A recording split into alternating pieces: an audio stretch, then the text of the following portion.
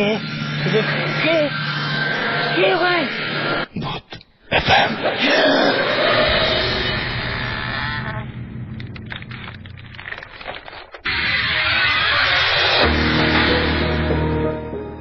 Right, শুনছেন সবসময় radio ফুর্তি, সাথে আছি রাফেল, এবং চলছে ভূত এফএম। আর ভূত এফএম এর সময় হয়ে গেছে। ভূত এফএম এ আরো একবার সপ্তাহ ঘুরে আবারও আপনাদের সবাইকে স্বাগত জানাচ্ছি। আর আজকে আমার কাছে অন্য দিনের চাইতে আজকের দিনটির ভিন্নতা হচ্ছে এইটা যে আমার কাছে বেশ অন্য রকমের, অন্য কিছু ধরনের গল্প আছে, ঘটনা আছে, এবং অন্য ধরনের আমার কাছে আজকে ইমেল রয়েছে বেশ কিছু, এবং অন্য ধরনের আমার কাছে বেশ কিছু আপনাদের পাঠানো মানে বিভিন্ন ঘটনা রয়েছে। সেগুলো আমরা একটার পর একটা শেয়ার করব। আমাদেরকে এখনো অনেকেই এসএমএস করে যাচ্ছেন, যদিও এইমাত্র শুরু হলো, কিন্তু আগে থেকে এসএমএস করছেন। আমাদেরকে রিগান গ্যান্ডারিয়া থেকে আমাদেরকে ওস্তা এসএমএস করেছেন, আমাদেরকে ইমরান এসএমএস করেছেন, আমাদেরকে অনিক বরিশাল থেকে, সৌরভ ঢাকা থেকে, এছাড়াও আমাদের এসএমএস করেছেন নীরব বরিশাল থেকে। আচ্ছা, ইমোশনাল সোহান ময়মনসিং থেকে এসএমএস করেছেন আমাদেরকে, লিখেছেন যে আই লাভ ভূত এবং they also love me. So আমার মনে হয় যে এটা আপনার জন্য রাইট প্লেস, আমাদের সাথে এসে সেই মানে আপনাদের যে এই যে রোমান্টিক যে সমস্ত ঘটনাগুলো ঘটে সেগুলো আমার সাথে শেয়ার করার মতো যদি কিছু থাকে তাহলে আমার সাথে শেয়ার করতে পারে ইচ্ছা করলে। আচ্ছা, এছাড়াও আমাদেরকে লাশ কাটা ঘর এসএমএস করেছেন রাজশাহী থেকে, আনিকা এসএমএস করেছেন আমাদেরকে, এছাড়াও রাতুল এসএমএস করেছেন হাসিব ওকে এসএমএস করেছেন আমাদেরকে, এছাড়াও ঘোস্ট রোমিও তারেক খুলনা থেকে সহ আরো অনেকে। যাই হোক, আপনারা প্রত্যেকবারই আমাদের নানান ধরনের এক্সপেরিয়েন্স পাঠান, বিশেষ করে ইমেল করে অনেক বড় বড় ধরনের ঘটনা পাঠান। আসলে আমি ঘটনাগুলো পড়ব, তবে আসলে মানে একবারই আমি ওয়েট করতে পারছেন যে কখন গেস্টদের সাথে সরাসরি কথা বলবো। এনিওয়েজ, আমি কিছু ঘটনা পড়ে ফেলি। আচ্ছা, আমাদেরকে এই ঘটনাটি পাঠিয়েছেন নিঝুম পাঠিয়েছেন ঢাকা ইউনিভার্সিটি থেকে, রাইট? তো নিঝুম যেটা লিখেছেন যে এই বছরের কথা 31 মার্চ থেকে আমার অনেক জ্বর, কোনো কারণ ছাড়া, কিছুতে ঠিক হচ্ছে না। আর আমি ইউজুয়ালি দুঃস্বপ্ন দেখি না, বাট ওই সময়ে প্রতি রাতে খুব ভয়ের স্বপ্ন দেখে চিৎকার করে উঠে যেতাম। আমার মা আমার সাথে ঘুমাতেন। তিনি খুব টেন্সড, কারণ আমার একের পর এক ক্লাস মিস হয়ে যাচ্ছে, ডক্টর দেখাচ্ছি তাও ঠিক হচ্ছে না। 4 তারিখ শরীর অনেক খারাপ হলো, জ্বর সাথে বমি। ওই দিন হরতাল ছিল। এই অবস্থায় মা আমাকে হসপিটালে নিয়ে যান, কিন্তু জ্বরটাও বেড়ে গেল এবং বেড়েই চলল। রিপোর্টে কিছু ধরা পড়ল না। 6 তারিখ রাতের ঘটনা, এবং এরপর ফাইনালি 7 তারিখ আমি পুরা সেরে উঠলাম। আম্মা আমাকে মানে দেখে খুব খুশি, কিন্তু আম্মাকে খুব খুশি দেখলাম না। বিকেলের দিকে মা আমাকে বললেন, তুই কাল রাতে আমাকে ধমক দিলি কেন? আমি তো পুরো অবাক, কারণ মাকে আমি ধমক দেওয়ার কথা না, এবং সেটা আমি কল্পনাও করতে পারি না। আমি বললাম, দিলে তো জেনে শুনে দেয়নি মা, ঘুমের ঘোরে দিয়েছি। কারণ আমি প্রতি রাতে এই ভয়াবহ স্বপ্ন দেখি। আম্মা বলেন, কালকে রাতে কি হয়েছে জানিস? আমি জিজ্ঞেস করলাম। মা যা বলল সেটা হচ্ছে এরকম যে আমার মা, আমি খাটের ভেতরে ঘুমিয়ে দেয়ালের দিকে আর মা বাহিরের দিকে। রাতে হঠাৎ আমার ঘুম ভেঙে যায়। তখন সে ঘরে খুবই বাজে একটা গন্ধ পান আমার মা। একই সাথে প্রচন্ড ভয় পান, কারণ তার মনে হয় মাথার সামনে কিছু একটা দাঁড়িয়ে আছে। আম্মা সবসময় টর্চ নিয়ে ঘুমান। টর্চ জেলে দেখেন মাথার কাছে না, তবে দরজার কাছে ঠিক আমার মতো দেখতে, আমারই পোশাক পরা একটা জিনিস দাঁড়িয়ে, জাস্ট ঘুমন্ত আমার চুল বাঁধা আর ওটার চুল খোলা।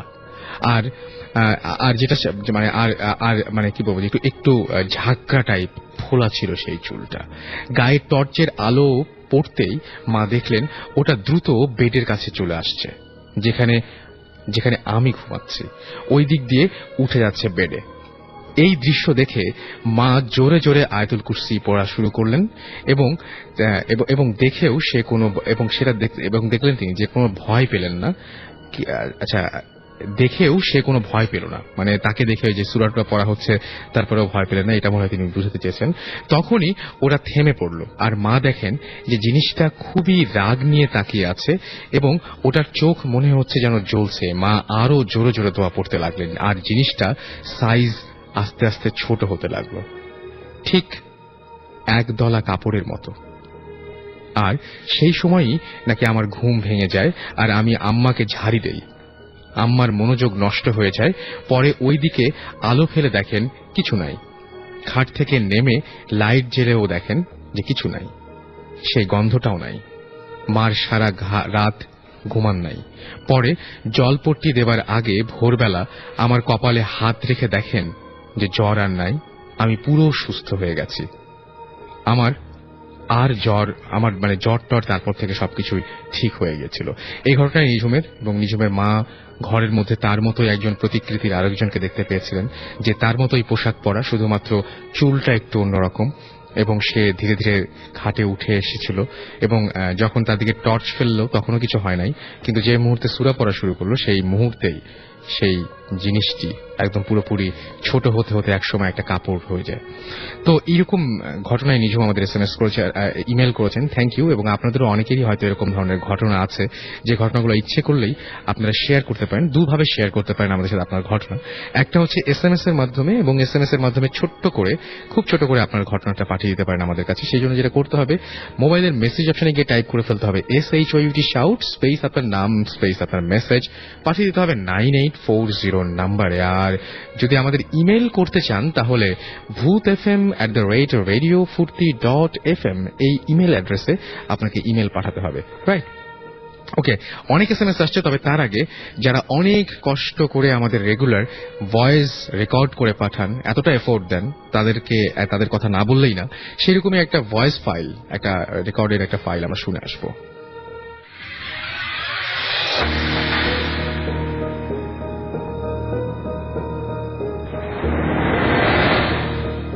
হাই লিসনার, আমি রাজীব পতেঙ্গা চট্টগ্রাম থেকে বলছি। আজকে আমি যে ঘটনাটি আপনাদের সাথে শেয়ার করব সেটি আমার খুব ক্লোজ ফ্রেন্ডের আপন বড় ভাইয়ের ঘটনা। তার নিজের মুখ থেকে ঘটনাটি শোনা। ভাইয়া ঢাকার একটা নামকরা বেসরকারি হাসপাতালের ইনসেন্টিভ কেয়ার ইউনিটে ডাক্তার হিসেবে কর্মরত। ঘটনাটি যেদিন ঘটে সে রাতে ভাইয়ার নাইট ডিউটি ছিল। রাত 12টা-1টার দিকে প্রচন্ড জ্বর নিয়ে একটা ইয়াং ছেলে ভর্তি হয়।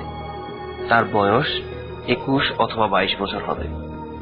গায়ে জ্বর ছিল প্রায় 105 ডিগ্রি। ভাইয়া ছেলেটা সব রকম টেস্ট করেন, কিন্তু কোনো রোগ ধরা পড়ে না সেসব টেস্টে। জ্বর কমানোর জন্য ভাইয়া তাকে 8 ঘন্টার ব্যবধানে পরপর 2টো সাপোজিটারি দেন, কিন্তু তাতেও ওর জ্বর কমে না। এতে ভাইয়া বেশ অবাক হন। এক পর্যায়ে সে যে দোকানে কাজ করত তার মালিক এসে ভাইয়াকে বলে যে প্রচলিত ডাক্তারি বিদ্যায় এ ছেলের জ্বর কমবে না, কারণ এর গায়ে নাকি বাতাস লেগেছে। লোকটার কথা শুনে ভাইয়া একটু হেসে ফেলেন। ভাইয়া এরকম অবৈজ্ঞানিক কথা বিশ্বাস করেননি। লোকটি সেটি বুঝতে পেরে তার কথা বন্ধ করে দেয়। পরে ভাইয়ার অনুরোধে লোকটি পুরো ঘটনাটি ভাইয়াকে শোনান। পুরান ঢাকায় লোকটির একটা মিষ্টির দোকান আছে। মাঝে মধ্যে তার মিষ্টির দোকান থেকে নাকি রাত 8টা-9টার পরে জিনেরা মিষ্টি কিনতে আসে। তারা একসঙ্গে 5 থেকে 6 কেজি মিষ্টি কেনে। জিনরা আলো সহ্য করতে পারে না, তাই সবসময় এসে আলো নিভিয়ে দিতে বলে। এই ব্যাপারটা লোকটি এবং তার দোকানের কর্মচারী সবাই জানে, কিন্তু ছেলেটা সে দোকানে নতুন কাজ করতে এসেছে, সে এই ব্যাপারটি জানতো না। দুর্ভাগ্যবশত সে রাতে মিষ্টি কিনতে যখন একজন জিন আসে তখন ছেলেটি একা দোকানে কাজ করছিল। মানুষের ছদ্মবেশে সে জিনটি ছেলেটার কাছে মিষ্টি কিনতে চায় এবং তাকে আলো নিভিয়ে দিতে অনুরোধ করে। ছেলেটা তার কথায় বিরক্ত হয়ে বলে সে আলো নেভাতে পারবে না, মিষ্টি কিনলে কিনুন, নয়তো চলে যান। এতে জিনটি খেপে যায় এবং যাওয়ার সময় ছেলেটার গায়ে ফু দিয়ে চলে যায়। একটু পর দোকানের অন্য কর্মচারী এলে ছেলেটা তাকে ঘটনাটি খুলে বলে এবং তার কিছুক্ষণ পর ছেলেটা অসুস্থ হয়ে পড়ে। ঘটনাটা ভাইয়ার বিশ্বাস না হলেও তাকে অবাক করে দিয়ে ভোর রাতে ছেলেটা মারা যায়।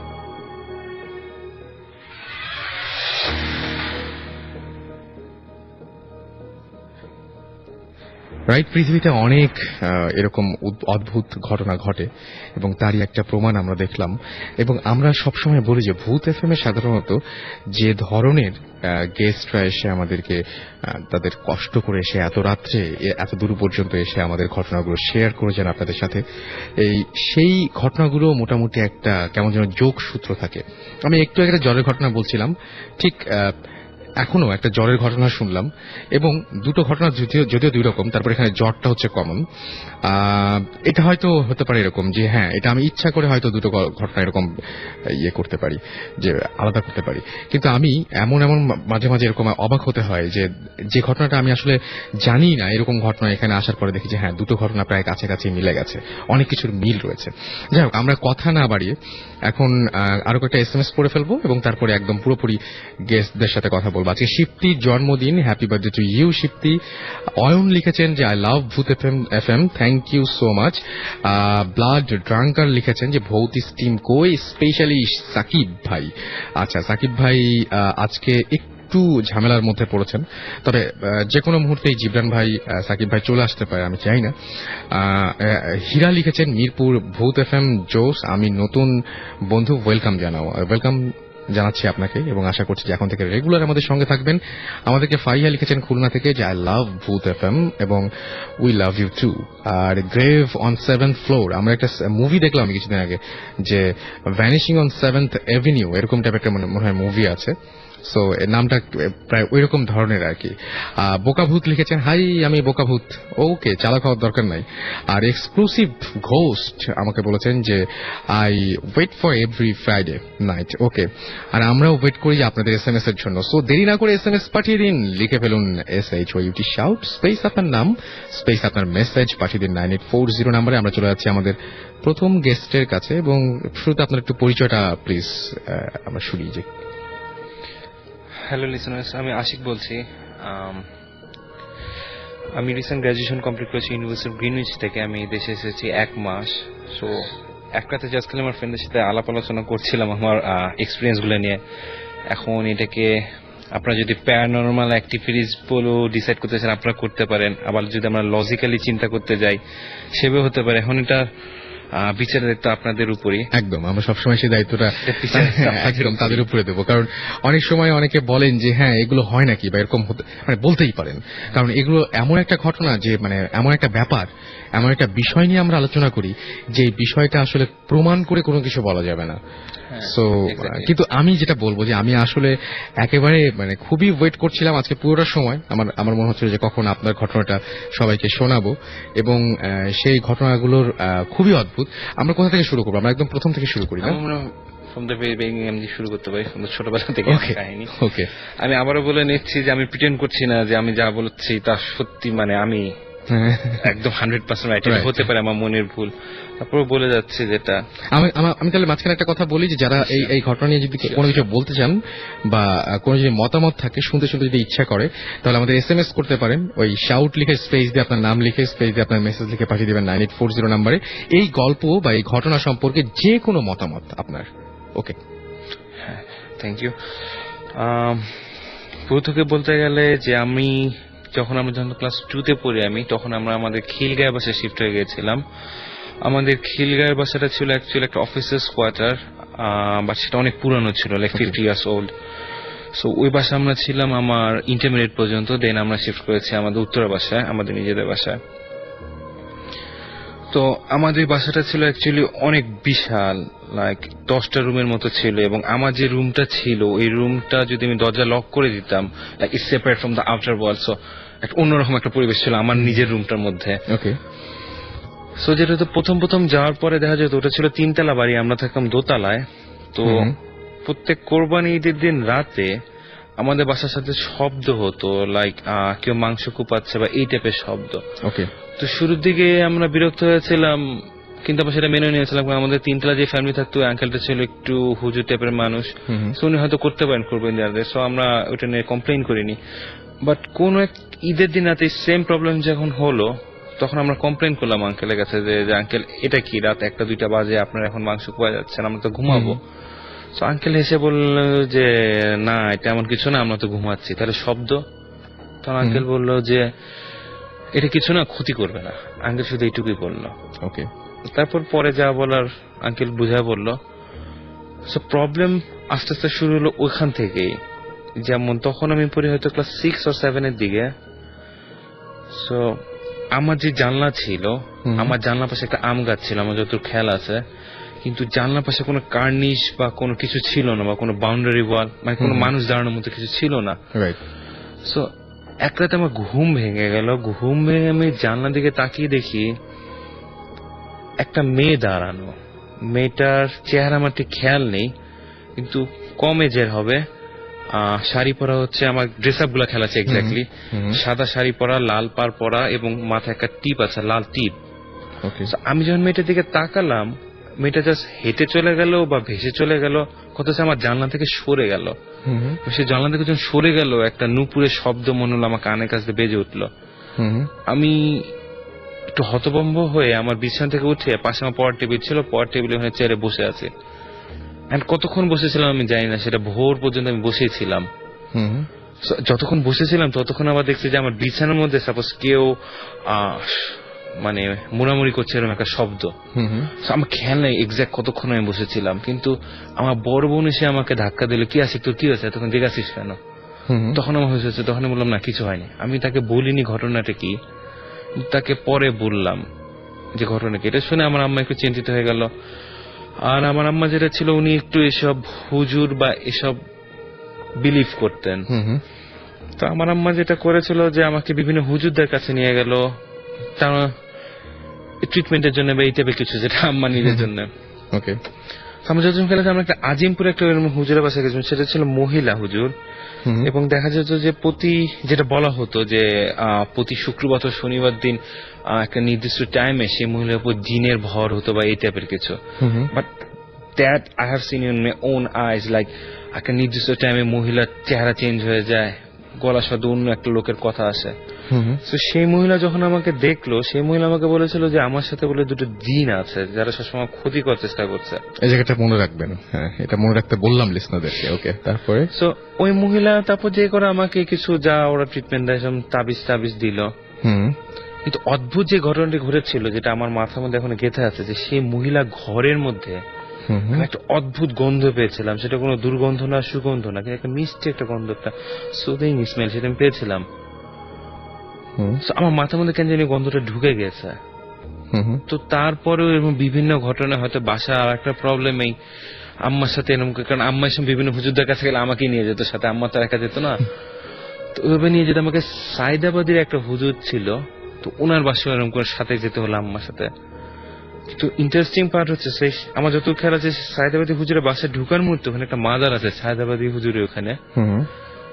ওই মাজারের পাশ দিয়ে যখন আমি হেঁটে যাচ্ছিলাম, I got the exact same smell, exact same. সেই অদ্ভুত গন্ধটা পেয়ে আমার আবারও ভয় পেয়ে গেলাম আমি। এবং ভয় পাওয়ার পরে সে সাইডে হুজুরের বাসা যাওয়ার পরে আমাদের মেইন যে সমস্যা ছিল, সেই সমস্যাটা বলার পরে আম্মা বললো যে আমার ছেলেটা একটু দেখেন। সেই হুজুরও অদ্ভুত। এই যে সেম মানে স্মেলটা পেলেন, একদম সেম স্মেল। এই স্মেলটা প্রথমে পেয়েছিলেন আপনি সেই আজিমপুরের হুজুরের বাসায়, আর সেটা আবার সেকেন্ড টাইম পেলেন ওই মাজারের কাছে, একই ধরনের স্মেল। তারপরে যেটা হলো, এই হুজুর আমাকে যে বলল, যে আমাকে হুজুর দেখে দেখে বললো, হুজুর অদ্ভুত কথা বললো যে আমার সাথে বললো দুটো পরী আছে। রাইট, আগের জন বলেছিলেন দুজন জিন এবং উনি বলেন দুজন পরী, মানে সংখ্যা 2, এবং এটা মোটিভ সেম, এবং দুজনেরই মতামত হচ্ছে একটা, যে কেউ মানে কোন দুইজন আপনার সঙ্গে আছে, তারা জিন হোক বা পরী হোক আছে, মানে এবং দুইজন, সেটা দুইজন। ওকে, ফাইন। তো হুজুর তাবিজ দিলেন, কিন্তু তারপরে থেকে আবার যে অদ্ভুত সমস্যাটা আমার শুরু হলো, যে আমি এর পরে আমি দেশে ছিলাম 2008 পর্যন্ত, 2008 এর লাস্টে চলে গেছি। তার এই that was like 2004, so 2004 to 2008 এই 4 বছর আমি কোনো কোরবানি ঈদের দিন, মানে যেই গরুটা আমরা কোরবানি দিই, সেই গরু মাংস আমি কোনোদিন খেতে পারিনি। কেন? কারণ সেই গরু মাংস যে রাতে কোরবানি ঈদের রাতে তো গরু মাংসটা খাওয়া হয়, দুপুরবেলা রান্না হয়। আমি যদি মাংসটা খাই, আমি আবার সে আগের গন্ধটা পাই, যে গন্ধটা আমি সেই হুজুর দুইটা বাসা পেয়েছিলাম, সে একই গন্ধ, সেম গন্ধ। কত গন্ধ পাওয়ার পর আমার মানে পাগলের মতো আচরণ করতে থাকি। আমি আমার বাসার লোকজন থেকে দেখে বন্ধু কেটে দেখ তোরা গন্ধ পাচ্ছিস কিনা, তারা কিন্তু গন্ধ পাচ্ছে না, রাইট। গন্ধটা শুধু আমি পাই। সো আমরা পরে 2005 এর দিকে আমরা খিলগা বাসা ছেড়ে উত্তরা বাসায় শিফট করলাম। সো যে প্রবলেম যেটা ছিল, এটা যদি বাসার প্রবলেম হয়ে থাকতো, রাইট, সো সেটা খিলগা বাসে স্টপ হয়ে যাওয়ার কথা ছিল।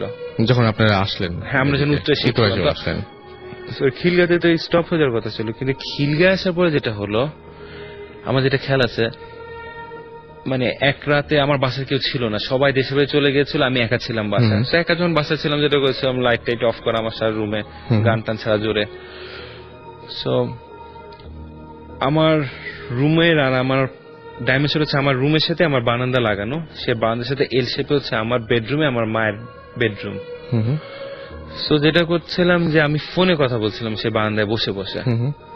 সো বারান্দায় বসে বসে কথা বলতে বলতে হঠাৎ আমি ডান দিকে তাকিয়ে দেখি, মানে আমার মায়ের যে দরজা, ওখানে একটা মহিলা দাঁড়ানো। দিস টাইম এটা একটা মহিলার মতো। ওকে। আমার ফেস, কোনো টাইমে আমার ফেস খেয়াল থাকে না, কিন্তু মহিলার গায়ের ড্রেস আপ সেম, একদম আগে যেভাবে দেখেছিলেন এক্স্যাক্ট, সাদা শাড়ি, লাল পাড়, আর আপনার কপালে একটা লাল টিপ। এবং যে এত অদ্ভুত ছিল, আমি এত ভয় পেলাম। আমার সাথে যে ফোনে যে ফ্রেন্ডের সাথে কথা বলছিলাম, কাহিনীটা বললাম, আসলে ভয় পেয়েছিলাম। পরে লাইটে যারা সারা রাত বসেছিলাম। এবং এই যে গন্ধ পাওয়ার জিনিসটা, এটা দেখা গেছে যে আমার উত্তরা ভাষাতে এক্সিস্ট করছে। ঠিক খিলগার বাসায় যেরকম ছিল, উত্তর বাসাতে সেম। কোরবানি ঈদের রাতে দেখা গেল যে আবার মাংস খাওয়ার পর আমি সেম এরকম গন্ধ পাচ্ছি।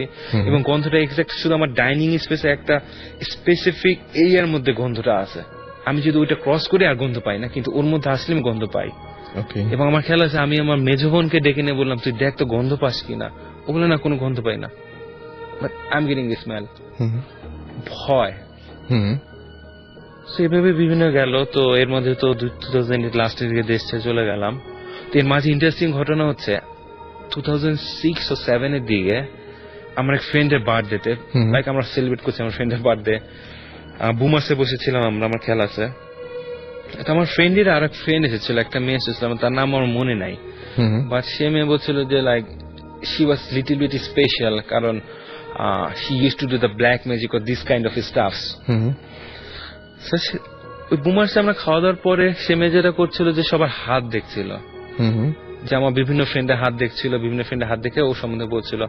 অদ্ভুত বিষয় যে আমার এক ফ্রেন্ড ছিল, ওই ফ্রেন্ডের হাত দেখে বলল যে তোমার বয়ফ্রেন্ড দেশে বাইরে থাকে, এবং দেখা যাবে যে তোমার বয়ফ্রেন্ডের সাথে তোমার বিয়ে হবে এবং তুমি দেশে বাইরে চলে যাবা। ফরচুনেটলি আমার ফ্রেন্ড কিন্তু পরশু রাতে ফ্লাই করেছে, ওর বয়ফ্রেন্ডের সাথে বিয়ে হয়েছে এবং ওরা কিন্তু কানাডা চলে গেল। যেভাবে বলেছে সেভাবেই হয়েছে। ফাইন। সো সবারটা যখন দেখলো, আমার কি মনে হলো আমি ইন্টারেস্টেড, তাকে হাতটা দেখালাম। অদ্ভুত বিষয়, সে আমার হাত দেখে 10 মিনিট 15 মিনিট সে কিছু বলছে না। আচ্ছা। সে জাস্ট আমার হাতের দিকে তাকিয়ে আছে। আমি বললাম হোয়াটস রং। সে বলে ইউজুয়ালি এরকম কিছু দেখা যায় না। আমি বললাম সমস্যা কি? বললো someone has erased all my fortune lines. আমার হাতের কোন লেখা সে পড়তে পারছে না, যদি আমি এখন আমার হাতে লেখা দেখতে পাচ্ছি, সে বলছে যে ফরচুন লাইন যেগুলো ছিল someone has erased। এখন ওরা, ও মেয়েটা যেটা বলছিল যে স্পিরিটের ভাষা, অ্যাকচুয়ালি স্পিরিট জিনিসটা এটা ক্যাথলিকরা বলে, হলি স্পিরিট জিনিসটা ক্যাথলিকরা বিলিভ করে। ওরাও যেটা বলছে যে দুইটা স্পিরিট আমার উপর আছে, বা এইটা সেই আগের ব্যাপার। and they have erased all my fortune lines, and তারা সবসময় চেষ্টা করছে আমার একটা মানে ক্ষতি করার। and as a result সে মেয়ে যেটা বললো যে I never can be a good son, I never can be a good dad, I never can be a good brother, I never can be a good friend, or I never can be a good husband. So একটু অদ্ভুত লাগলো। অদ্ভুত লাগার উচিত, মানে সেটাই স্বাভাবিক। যাই হোক, আমি 2008 তারপর দেশ ছেড়ে চলে সাধারণত মানে এরকম নেগেটিভ কিছু হলে যারা বোঝেন বা যারা দেখেন তারা সাধারণত বলেন না। এবং আমি যেটা বলবো যে যারা দেখেন, মানে যারা এই যে বন্ধু বান্ধব এরকম শখ করে যারা হাত দেখে, আমি এই কথা সূত্রে একটু বলবো, যদি আপনারা আসলে এরকম কোনো কিছু পান বা বলেন, বোঝেন, তারপরেও সেটা বলা ঠিক না, আসলে বলা উচিত না। আমি এটা মনে করি একদম ইম্প্যাক্ট পড়ে, এবং মনে হয় কি যে ওই দিকে কিছুটা ডাইভার্টেড হয়ে যায় মানুষজন। তো এটা কখনোই বলা উচিত না, নেগেটিভস গুলো বলা উচিত না। এর মধ্যে একটা ইন্টারেস্টিং ঘটনা ইন্টারাপ্ট করার জন্য, যে ইন্টারেস্টিং ঘটনা যেটা ছিল যে আমি 2000 লাস্টের দিকে চলে গেছিলাম, কিন্তু লাস্টের দিকে আমাদের ফ্রেন্ড সার্কেলের মধ্যে একটা মানে অদ্ভুত একটা মজার জিনিস ছিল যে প্রতি শবে রাতে আমরা ফ্রেন্ডরা মিলে একসাথে বের হতাম। সো দেখা যাচ্ছে হয়তো আমরা নামাজ পড়তাম রাত 12টা-1টা পর্যন্ত, তারপর যেটা আমরা করতাম ফ্রেন্ডরা মিলে ঘুরে বেড়াতাম, কিন্তু আমাদের ঘুরে বেড়ানোর জায়গাগুলো ছিল অদ্ভুত। যেমন আমরা চলে যেতাম হচ্ছে মিরপুর 1 নম্বর মাজারে, হয়তো সেখানে রাত 12টা মানে 12টা থেকে 3টা পর্যন্ত কাটাতাম। কাটানোর পর আমরা ডাইরেক্ট চলে যেতাম আজিমপুর গোরস্থানে, সেখানে ভোর হওয়া পর্যন্ত আমরা কাটাতাম। তো দেখা গেছে আমি দেশের আগে 2 থেকে 3টা শবে রাত এভাবে কাটিয়েছি। লাস্ট শবে রাতে আই ক্যান রিমেম্বার, মানে লাস্ট যে শবে রাতে আমি দেশে করেছিলাম, আমার ফ্রেন্ডরা সব মানে সব ফ্রেন্ড এক জায়গায় আছে, আমি আলাদা ছিলাম। আমি আজিমপুর আমাকে যত খেলা আছে আমি অলমোস্ট কভার, সবগুলা কবর আমি কভার করার চেষ্টা করেছি। সবগুলা কবর সামনে আমি যে একটু একটুকে দাঁড়িয়েছি, এবং একটা অদ্ভুত বিষয় যে প্রত্যেকটা কবরের সামনে আমি আলাদা আলাদা গন্ধ পেয়েছি, আলাদা আলাদা গন্ধ।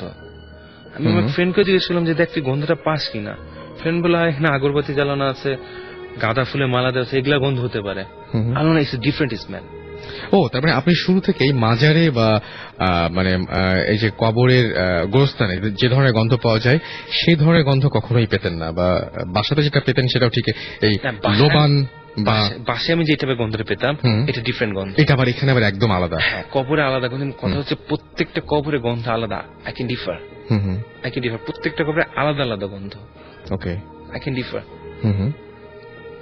ওই রাতে ভয় পাইনি অ্যাকচুয়ালি, আমি জিনিসটা এনজয় করছিলাম, যে একমাত্র আমি পাচ্ছি প্রত্যেকটা অদ্ভুত লাগছিল, ব্যাপার মজা লাগছিল জিনিসটা অ্যাকচুয়ালি। সো তারপর যেমন লন্ডন চলে গেলাম। লন্ডন যাওয়ার পর হয়তো এটা বন্ধ হয়ে যাওয়ার কথা ছিল, কারণ বিজি লাইফ ছিল, আমি আমার স্টাডিজ ছিল। অদ্ভুত যে জিনিস হলো, আমি আমার ইউনিভার্সিটি ডরমিটরিয়ামে থাকতাম না, কারণ ওখানে এক্সপেন্সিভ ছিল। আমি যেটা করতাম, আমি আমার ফ্রেন্ডকে নিয়ে একটা আলাদা ফ্ল্যাট নিয়ে থাকতাম, আমার কয়েক ফ্রেন্ড মিলে। আমার রুমটা শেয়ার করতাম আমি এক ফ্রেন্ডের সাথে। এটা হচ্ছে আপনার 2010 লাস্টের দিকের ঘটনা। ওই দিন আমার কোনো ক্লাস ছিল না, ওই দিন আমার কাজ ছিল না, আমি পুরো রিল্যাক্স মুডে ছিলাম। সারাদিন আমি বিছানায় রেস্ট নিয়েছিলাম, সুন্দর মতো ডিনার করে বিছানায় চলে গেছিলাম টাইমলি। আমার ফ্রেন্ড ওই দিন রাতে ছিল না বাসায়, সে পাশের ফ্ল্যাটে গিয়েছিল আমার এক ফ্রেন্ডের বাসায়। রাত 1টা-2টার দিকে হবে, আমি ঘুমটা ভেঙে গেল। ঘুমটা ভেঙে মানে আমাদের 2 ফ্রেন্ডের বেড পাশাপাশি, আমার বেড আমার ফ্রেন্ডের বেড পাশাপাশি, মাঝে ফাঁকা স্পেস। 1টা-2টার দিকে ঘুম ভেঙে দেখি আমার ল্যাপটপে গান বাজছিল, লাইট জ্বালানো ছিল, খুবই খুবই এটা মানে নরমাল। হ্যাঁ, সেটাই, মানে একদম নরমাল এবং খুব স্বাভাবিক একটা পরিবেশ। সো আমি তাকিয়ে দেখি জাস্ট খালি আমার ফ্রেন্ডের বেডটা হচ্ছে, আর ডান পাশে তাকিয়ে দেখি আমার ফ্রেন্ডের বেডে একটা মেয়ে বসে আছে, সেম মেয়ে যাকে আপনি এর আগে কয়েকবার চেহারা আমি কোনোবার চেহারা মনে করতে পারি না, কিন্তু ড্রেস আপ কেমন মনে থাকে, কারণ লাল টিপটা বলেন বা সাদা শাড়িটা বলেন, একটা জল মানে চোখে ভাসে আর কি। আমি তাকিয়ে দেখি মেয়েটা আমার দিকে তাকিয়ে আছে। আমি একটু অবাক হলাম। দেন আমি আমার ফ্রেন্ডকে ফোন দিলাম, তুমি কোথায়? বলে আমি তেমন অমুকের বাসা আছে, আমার আজকে রাতে আসবো না। বলে কোনো সমস্যা? আমি বললাম না সমস্যা না, তবে তুমি আজকে রাতে চলে আসো। ও বলে আচ্ছা ঠিক আছে, দেখে আমি আসতে চলে আসবো। আমি যে ফোনে কথা বলছি তখন কিন্তু মেয়েটা আমার দিকে তাকিয়ে আছে। আমি যখন ফোনটা রাখলাম, তারপর দেখলাম মেয়েটা ওই বিছানা থেকে উঠে আসলো, উঠেছে জাস্ট খালি আমার পাশে যে বিছানা, মানে আমার বেডের পাশে ওয়াল, সেই ওয়ালে সে হেলান দিয়ে বসে আমার দিকে তাকিয়ে আছে। আমি মেয়েটার দিকে তাকিয়েছি, সে কিন্তু আমার সাথে কোনো কথা বলছে না বা আমাকে টাচ করার চেষ্টা করছে না, কিছু না। আমি তাকিয়ে থেকে নিয়ে তারপর আমাদের কিচেনটা ছিল ডাউনস্টেয়ারে, আমি আমার কিচেনে গেলাম, কিচেনে যে চা বানালাম, চা খেলাম, চা কিনে আমার রুমে যখন ব্যাক করলাম, ব্যাক করে দেখি নেই। ওই রাতেও আমি ঘুমাইনি। আমার ফ্রেন্ড ব্যাক করেছিল রাত 5টার দিকে। 5টার দিকে যখন সে ব্যাক করলো তখন তাকে কাহিনীটা বললাম, সে বিশ্বাস করলো না আর কি, হাসলো। বাট আমি দেখেছি সেম ঘটনা। এবং আমি একটা জিনিস খুবই অবাক হচ্ছে যে আমি এটা ভূত এফএম এর শুরুর দিকেও বলেছি যে এই একই ধরনের ঘটনা আমি ফিল করেছি। এবং আপনার যে বর্ণনায় যে কালো শাড়ি এবং লাল পাড়, না সাদা শাড়ি লাল পাড়, আমারটা আমার খুব অদ্ভুত টাইপের ছিল যে কালো শাড়ি লাল পাড়, এরকম ধরনের একটা। এবং আমি মানে মনে হতো যে হ্যাঁ ফিল করতে পারছি যে এরকম ঘটনা ঘটছে, এবং আমি একজনের সাথে শেয়ার করেছিলাম ঘটনাটা। কি অদ্ভুত ব্যাপার যে তাকে আমার পুরোটা বলতে হয়নি, তার আগে সে নিজেই বলে ফেলেছিল যে আচ্ছা তাই নাকি, আপনার ঘটনা তো এইরকম, এবং কিছু সলিউশনও দিয়েছিল।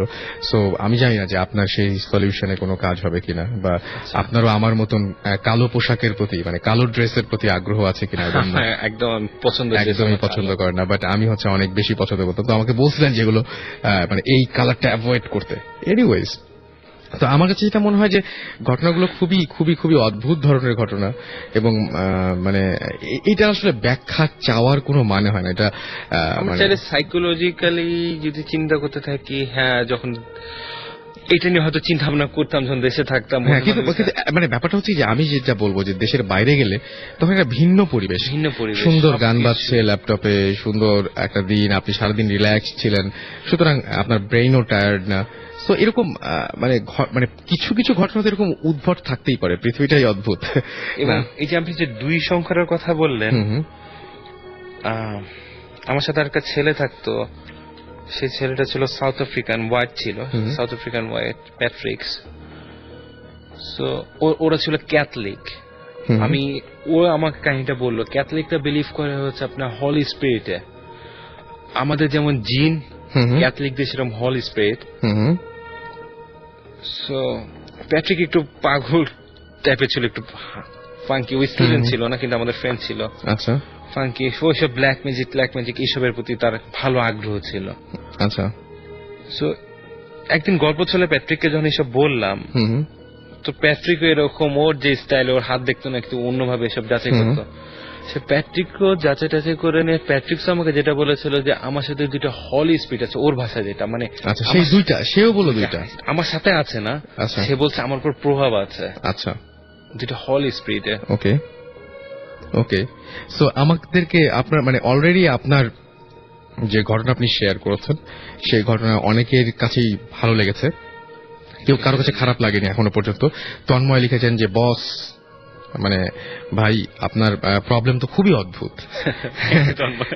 ওকে। আর এই নিশি লিখেছেন মুন্সিগঞ্জ থেকে যে স্মেলটা কি ধরনের ছিল, একটু কি এক্সপ্লেইন করা যায়, যে স্মেলটা পেতেন বাসায়, সেটা কি এক্সপ্লেইন করা যায়? জিনিসটা বললাম যে জিনিসটা দুর্গন্ধ না, আবার সুগন্ধ না, বাট একটু মিষ্টি গন্ধ, মানে সুদিং। আচ্ছা, ওকে। সো মানে এই ঘটনাটা আসলে মানে গন্ধটা ঠিক ভাষায় বোঝানো যায় না। আর আচ্ছা, একটা রাফি আমাদের SMS করে বলছেন, ভাইয়া এখনো কি আপনার সেই প্রবলেমগুলো হয়, যে প্রবলেমগুলো হতো? এটা তো লাস্ট 2010 সুতরাং মানে ঘটনাগুলো এখনো চলছে, ঘটনাগুলো এখনো শেষ হয়নি। এবং আচ্ছা, তিনি যেটা বলছেন যে আচ্ছা না, নঈম যেটা বলেছেন যে কবরে গিয়েও মানে যে সমস্ত গোরস্থান যখন গিয়েছিলেন তখন সেম স্মেলটা পেয়েছেন না, সেম না, তখন অন্য, তখন ডিফারেন্ট, একটা কবরে আলাদা আলাদা ধরনের। ওকে। সো আচ্ছা, সো অনেকে অনেক ধরনের কোয়েশ্চেন করছেন, এই কোয়েশ্চেনগুলো আপনারা আরো পাঠাতে থাকবেন। আমরা যেটা বলবো যে আপনারা SMS করুন, আমাদেরকে লিখে ফেলুন SHOUT শাউট স্পেস আপনার নাম স্পেস আপনার মেসেজ, পাঠিয়ে দিন 9840 নম্বরে। আমরা একটা ছোট্ট ব্রেক নিয়ে আবারও ফিরে আসছি। স্টে টিউন টু রেডিও ফুর্তি।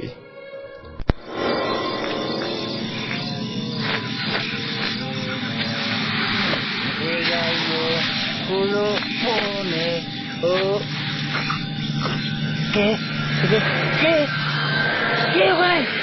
Bob FM.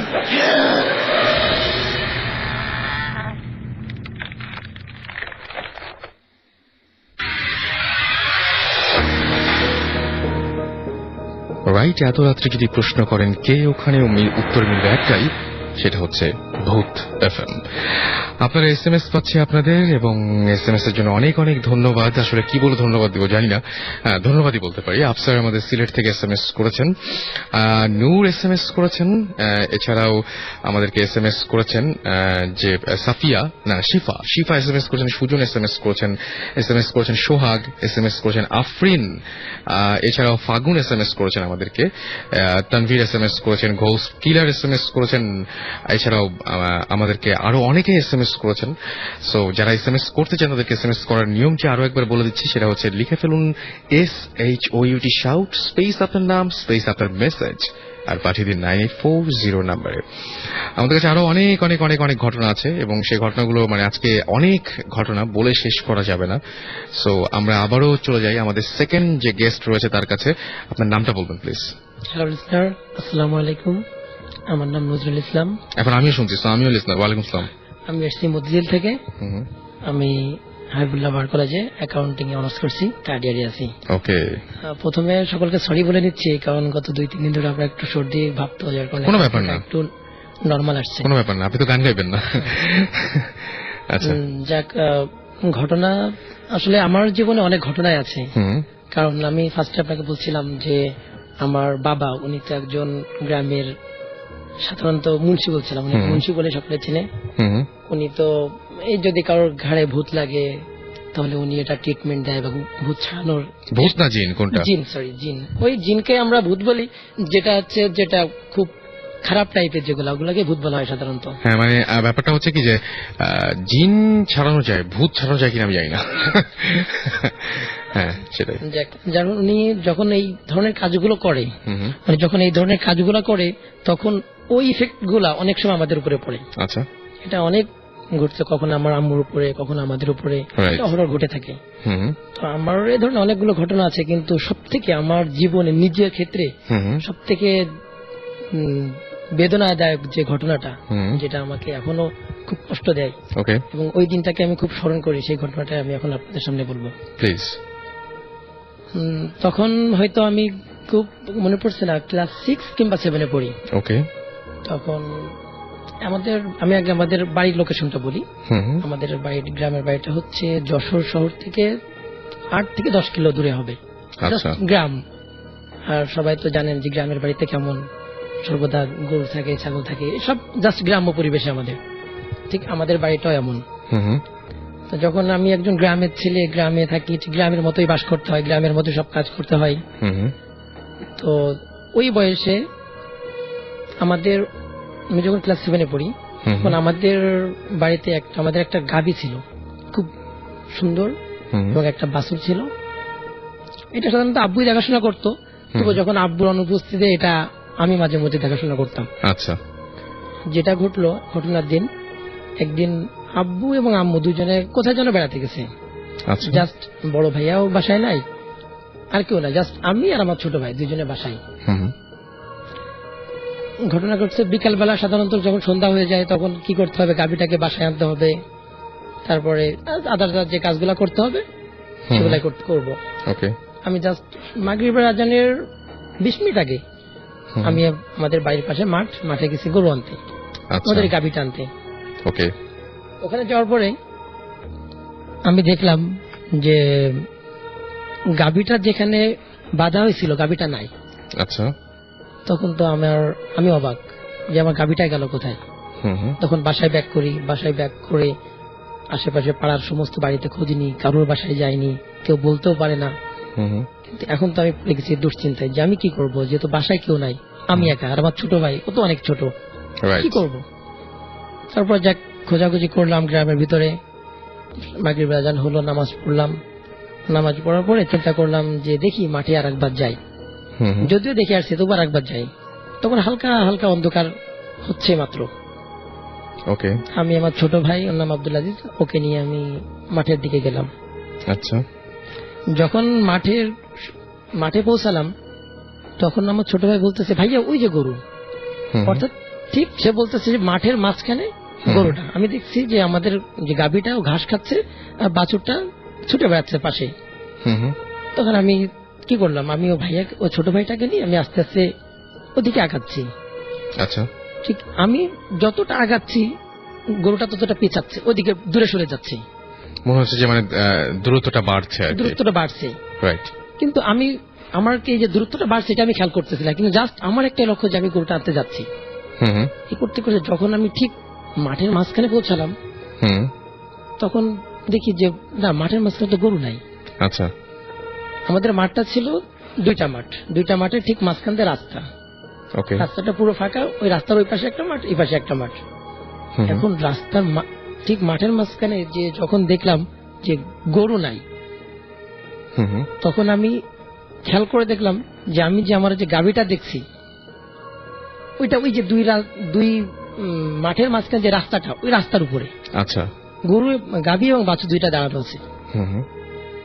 তখন আমি ভাবলাম হয়তো আগে ভুল দেখছি, হতেই পারে। তারপরে আবার তারপর শুধু ভুল দেখছি এটা ভাবলে হবে না, তারপরে ভাবতেছি যে মনে মনে ভয় লাগছে কি দেখলাম না দেখলাম। আচ্ছা। তখন আমি একটু কোরআন তেলাওয়াত করতে পারি মোটামুটি। হুম। আমি সূরা ইয়াসিন পড়া শুরু করলাম। আচ্ছা। সূরা ইয়াসিন পড়তে পড়তে আমি ওই রাস্তার দিকে যাচ্ছি, আমি রাস্তা থেকে গাবিটা নিয়ে আসি। ওকে। জাস্ট আমি রাস্তার পরে কাছেই পৌঁছানো দেখি রাস্তার পরে গরু নাই, আমার গাবিটা ওখানে নাই। আমি যেখানে এত সময় দেখছি, এতক্ষণ ধরে দেখছেন এবং এত কষ্ট করে আসলেন, তারপরে দেখছেন যে সেখানে নাই। তখন তো আমার প্রায় কান্না ভাব। হুম। তখন আমি আমার যেই সূরাগুলা পড়তেছিলাম এগুলো একটু জোরে পড়া শুরু করছি। হুম। এখন ছোট ভাইয়া বললো, আমার যে ছোট ভাইটা, ও ভাই বলতেছে যে ভাইয়া গরু বা গাভীটা এখানে দেখলাম না রাস্তার পরে। বলছে হ্যাঁ। তখন কিন্তু বেশ অন্ধকার হয়ে গেছে। আচ্ছা। আমি অলরেডি 1 কিলো পার হয়ে আসছি। এখন যখন আমি দেখলাম ওর পরে নাই, তখন তো আমার অবস্থা এখন এমন অবস্থা যে আমি কি করি। আচ্ছা। তবু আমার কিন্তু এই যে 1 কিলো ব্যাক করে আসছি, এত দূর এসছি, কিন্তু আমার এটা খেয়াল নাই। আচ্ছা। আমি আমার গাভীটা নিয়ে যাব, আমি গাভী দেখতেছি, গাভী নিয়ে যাব না কেন। সেটাই পরে স্বাভাবিক। খেয়াল করলাম যে আমি যে গাভীটা দেখছি, আমি যে মাঠ পার হয়ে আসছি, এরপরে যে মাঠটা, ওই মাঠে ঠিক মাঝখানে গাভী। তখন ছোট ভাই বললো যে ভাইয়া গাভীটা ওখানে যাবেন। তখন আসলে চিন্তা ভাবনা করে দেখলাম যাবো কিনা। অনেক চিন্তা ভাবনা করে দেখলাম যে আমার গাভী হয়তো আমি ভুল দেখছিলাম আগে, হয়তো অনেক দূর থেকে হয়তো ভুল দেখছিলাম, যার কারণে মাঠের মাঝখানে মনে হয়েছিল, কিন্তু আসলে মনে হয় গাভীটা ওই মাঠেই ছিল। আমি এটা মনে করে তারপরে আমার মনের ভিতরে কিন্তু ভয়, আমার চোখ দিয়ে কিন্তু অলরেডি তখন পানি পড়ছে। আমি ভয় তবুও এখন আগে যে স্পিডে কোরআন তেলাওয়াত করতেছিলাম আরো স্পিড বাড়িয়ে দিলাম এবং আমি হাঁটতেছি। হাঁটতে হাঁটতে যখন ওই মাঠের মাঝখানে পৌঁছালাম, তখন দেখি যে ঠিক গাভীটার কাছে পৌঁছাবো এমন সময় দেখি গাভী আর নাই। আচ্ছা। তখন দুই ভাই চিৎকার করার মতো অবস্থা, কিন্তু ওইখানে। আচ্ছা, এটা কি হচ্ছিল? হঠাৎ করে কি চোখের সামনে ভ্যানিশ হয়ে যায়, নাকি দূরত্ব বাড়তে বাড়তে হঠাৎ করে দেখেন যে নাই? আমি প্রথমে যখন দেখছি তখন দূরত্বটা দেখছি যে আমার ওখানে আছে, যে ঠিক কাছাকাছি যখন পৌঁছানোর পরে দেখি না, আর কই নাই তো, কি দেখছি এত সময়। তখন মনে হচ্ছিল যে আমি এত সময় যেটা দেখছিলাম ভুল দেখছিলাম। তখন আমি নিজে তো বলছি না, আমি ভুল দেখছিলাম, এখানে মনে ছিল না। আচ্ছা আচ্ছা। কিন্তু যখন আবার আরেক জায়গায় দেখছি তখন বলছি না, ওখানে তো আছে, অন্ধকারের ভিতরে সাদা গাভী দেখা যাচ্ছে। তখন ছোট ভাই বললো ভাইয়া কত দূর আসছেন? তখন আমি খেয়াল করে দেখি আমি অলরেডি 1.5 কিলো পার হয়ে আসছি, এবং এটা এমন জায়গা ওখান থেকে আমি চিৎকারও করি, আশেপাশের লোক অনেক হয়তো শুনতে পারবে না, এত মাঠের মাঝখানে। ওকে।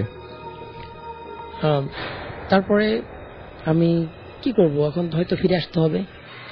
হঠাৎ করে ছোট ভাইয়া বললো যে ভাইয়া বাম দিকে দেখেন, ওই যে গরুটা দেখা যাচ্ছে।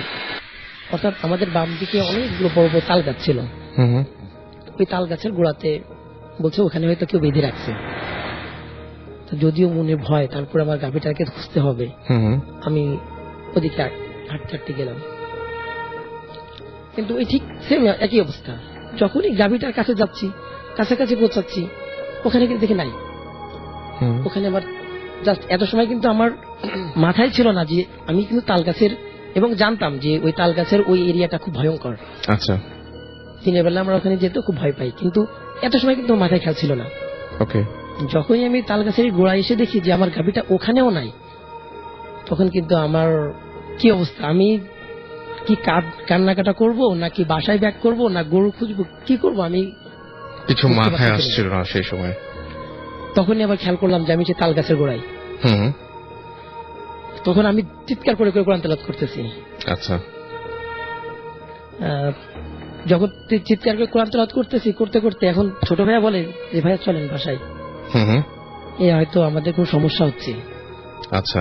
ঠিক তখন আমি একটু আমার সামনের দিকে তাকাই দেখি আমাদের ওই তাল গাছগুলার পরে একটা খাল ছিল, অর্থাৎ নদী থেকে ছোট যেগুলা খাল বলে ওগুলাকে, ওই খালে মাজা পানির পরিমাণ হবে, অল্প চিকুন। ঠিক খালের ওই পারে ঠিক সেম ভাবে গরু ঘাস খাচ্ছে, বাছুরটা ঘুরতেছে। এখন আমি চিন্তা ভাবনা করেছিলাম যে আমি পার হয়ে ওই পাশ থেকে গরুটা নিয়ে আসবো। আচ্ছা। এবং আমি হাঁটতে হাঁটতে খালের পাড়ে গেছি। পাড়ে যাওয়ার পরে এখন আমাকে যেতে হবে ওই মাজা পানি পার হয়ে, কিন্তু আমার ওই পাশে যেতে হবে।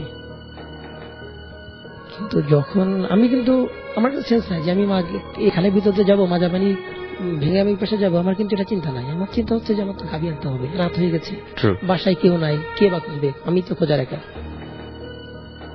আমি যখন খালে নামবো, আমি কিন্তু অলরেডি আমার জুতাটা আমি হাতে নিয়ে ফেলছি। খালে যখন নামবো তখন হঠাৎ করে আমার মাথায় খেয়াল আসলো আমি কি করতে যাচ্ছি, এই মাজা পানির ভিতরে, এখানে তো আমার বিপদ করতে পারে। এবং আমি তখন নিজেকে খেয়াল করলাম যে আমি তো অনেকবার দেখছি, এত সময় কিন্তু আমি এতটা ইভেন নোটেট করিনি যে আমি তো অনেকবার দেখে দেখে দেখে দেখে এই পর্যন্ত আসছি। ওই পাশে যেটা দেখছি এটা তো শিওর যে আমার গাড়িটা ওখানে আছে, এটা তো কোনো নিশ্চয়তা নাই, সেটা আবার সরে যেতে পারে, আরো দূরে চলে যেতে পারে। তখন আমি সত্যি রকম ভয় পেয়ে গেছি যে না, আর যাওয়া যাবে না। তখন চিৎকার করে আমি জোরে জোরে ক্লান্ত করতেছি। এবং তখন আমি আমার ছোট ভাইকে বললাম যে ভাইয়া আর যাওয়া যাবে না, ব্যাক করো। তখন দুইজনে, এখন দৌড়াতেও পাচ্ছি না, আবার তখন তো 6-7 পড়ি, অনেক বয়সটা কম, ভয়ে দৌড়াতে পারছি না। ভাবছি যে দৌড়ালে যদি পিছন থেকে তাড়া করে, তখন আমাদের চিন্তা ভাবনা হয়তো এটা জিন টিন এই ধরনের কিছু হবে। পিছ থেকে যে তাড়া করে, খুব স্পিডে হাঁটতেছি। খুব স্পিডে হাঁটার পরে যখন অর্ধেক পথ চলে আসছি, তখন মনে হলো যে না, একটু দেখি পিছনের দিকে কি ঘটছে। অনেকে আবার বলে যে পিছনের দিকে নাকি তাকাতে হয় না, যখন এই ধরনের কোনো ঘটনা ঘটলে পিছনের দিকে তাকাতে হয় না, কিন্তু ম্যাক্সিমাম মানুষই তাকিয়ে ফেলে। কারণ যেটা নিষেধ করা হয় সেটাই আমরা সবচেয়ে বেশি করি, এটাই স্বভাব।